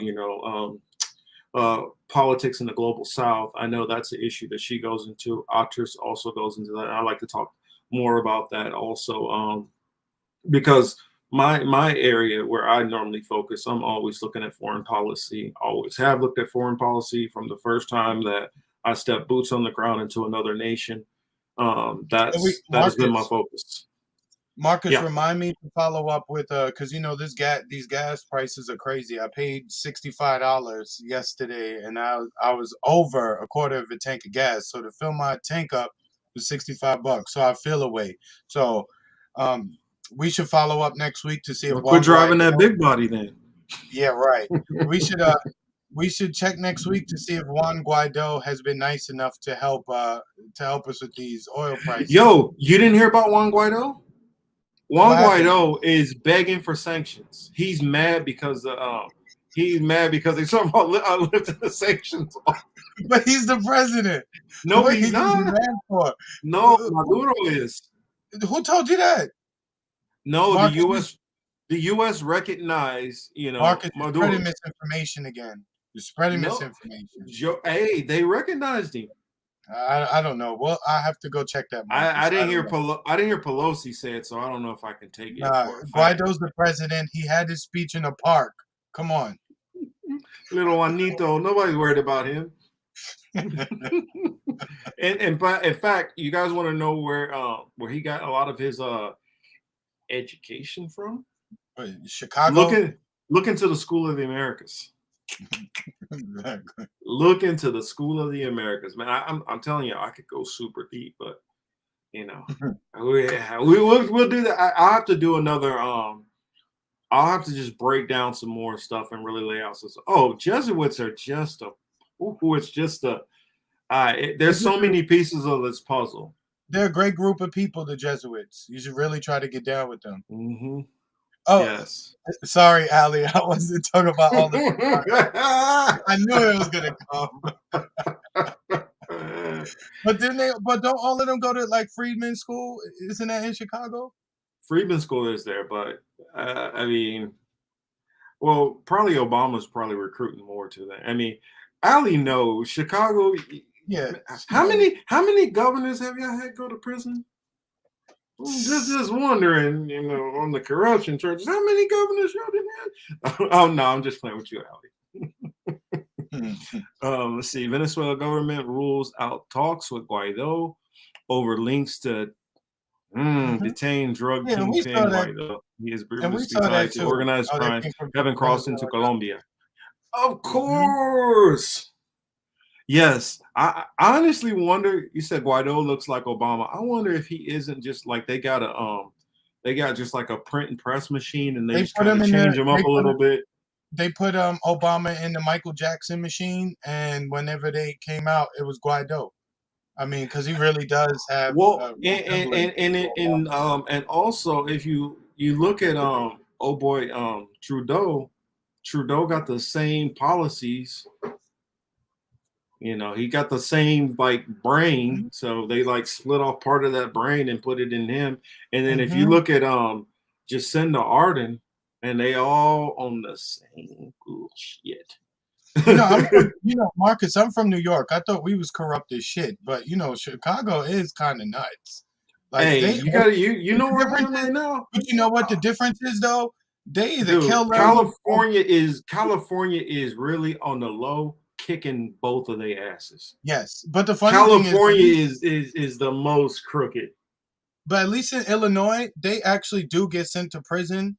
New York, they just be skating book deals, killing people in the fucking nursing That's what I'll say. At least Illinois locks them up. Chicago, you get locked up. Shoot, you get even. Not only do you get deals out here in California, you get tax money sent your way too. Jesus. I mean, think about it. Silicon Valley. You know how much corruption is going on out there, and then the real estate market, the real estate racket out here. Like, for instance, I know a guy. This is one guy, by the way. In like these 4 or 5 cities, he's the only one that can do ladders over a certain height. So there'll be people, major hotels having to wait for months and months and months because this one guy is the only guy they can go to. What sense does that make? That's a racket. Oh, it makes great sense if you're the guy with the tall ladder. It's just like I mean, California has monopolies. That's all I'll say. California has a lot of companies that literally have monopolies. Now, I know people are talking about, well, my gas company. No. Out here, you'll have, for instance, let's say, let me throw out something. Say a door making company. They'll decide, well, in this city, you have to go here and only here. This is the only place you can go to get a door. Or you're just not getting a door. That's how it runs out here. No. It's like mob style without the mob. It's crazy. Did she really say that? I'll have to look that up. What? I missed it. What? Ali's latest comment. Is that true? No, for real. Chicago is the template. Mayor of Chicago recently told everybody that she had. Whoa! I'll tell you this. Growing up in the Midwest, people are wild out there. They'll say some wild-ish. They definitely will. That's all I'm saying. I mean, oh, wow. God. And that was Lightfoot who said that. There may be some truth to that, because I mean, well, of course, she can buy whatever size she wants. Yeah. Damn. Yo, that was Steph Curry from the logo, kid. Like, it's game over. Yeah. Nah. Y'all imagine what I would be like on Rockfan? Yo, that was like Game 6, Klay Thompson. Yeah. Nah. You did that. Y'all get me in trouble, man. I'm gonna be saying too much shit. Chris no, because Chris talks to me outside of here on the phone, and we talk, often. He knows I say some off the wall shit sometimes. Like that should be the real podcast. Should be our phone calls, but you know they can't. Jeez Louise. They, Oh, you they know, can't- man, we would get canceled so bad. Yeah. Because hey, in fact, I'll just give you like one statement, which I've said before. I've been like, I've talked about certain politicians, like, hey, you see how big them feet were on that politician? You know what I'm talking about. I'm not gonna go and elaborate. I'm not gonna elaborate, but I say some off the wall shit. That's all. Yeah, I mean, you're dealing with a New Yorker, and you're dealing literally with a sailor. What do you expect is gonna happen? Yeah. I mean, honestly, I'm surprised we went this long without somebody really coming for our neck yet. I am. I mean, so, you know, knock on wood. Yeah, nobody at the door, Chris. Not like that last time when somebody was coming after you. Yo, they literally walked in my house. That's why I was like, yo, what the No.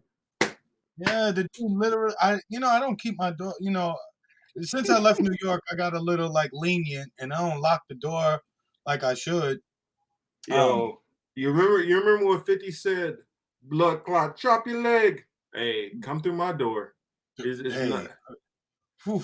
Thank God the guy seemed to be a little slow, and I chased him outside, and he got scared and hid in the goddamn laundry. Yo, y'all do know I do literally keep a machete at the door. You should. No lie. Oh shit! And she said Beetlejuice. Larry. That's what I'm saying. Yona. Wow. That's no, but one of these days we're gonna have to roast Ali when we come on the show. We're gonna roast the shit out. Hey, get your marshmallows, get your s'mores ready, graham crackers. I don't know if you got some other shit you want to put on the fire, or we about to roast her ass. I mean, we could just keep saying Groot too. That'll be cool, bro. I mean, got that Arsenio Hall box going and everything. I mean, no, that little ugly. God, that's an ugly ass woman. Or I don't know. Does she want to be called a woman? I don't know these days. Let me stop. I'll get myself in trouble there. Exactly. But yeah, we definitely gonna roast her ugly ass. Mm-hmm. Spit roast. Actually, what was it? Tony Baker, he put on his timeline. I don't know if y'all follow Tony Baker. If y'all don't follow him on Instagram, y'all need to follow his ass. He put on there about somebody discovered that you can cook a chicken if you slap it 20,000 times.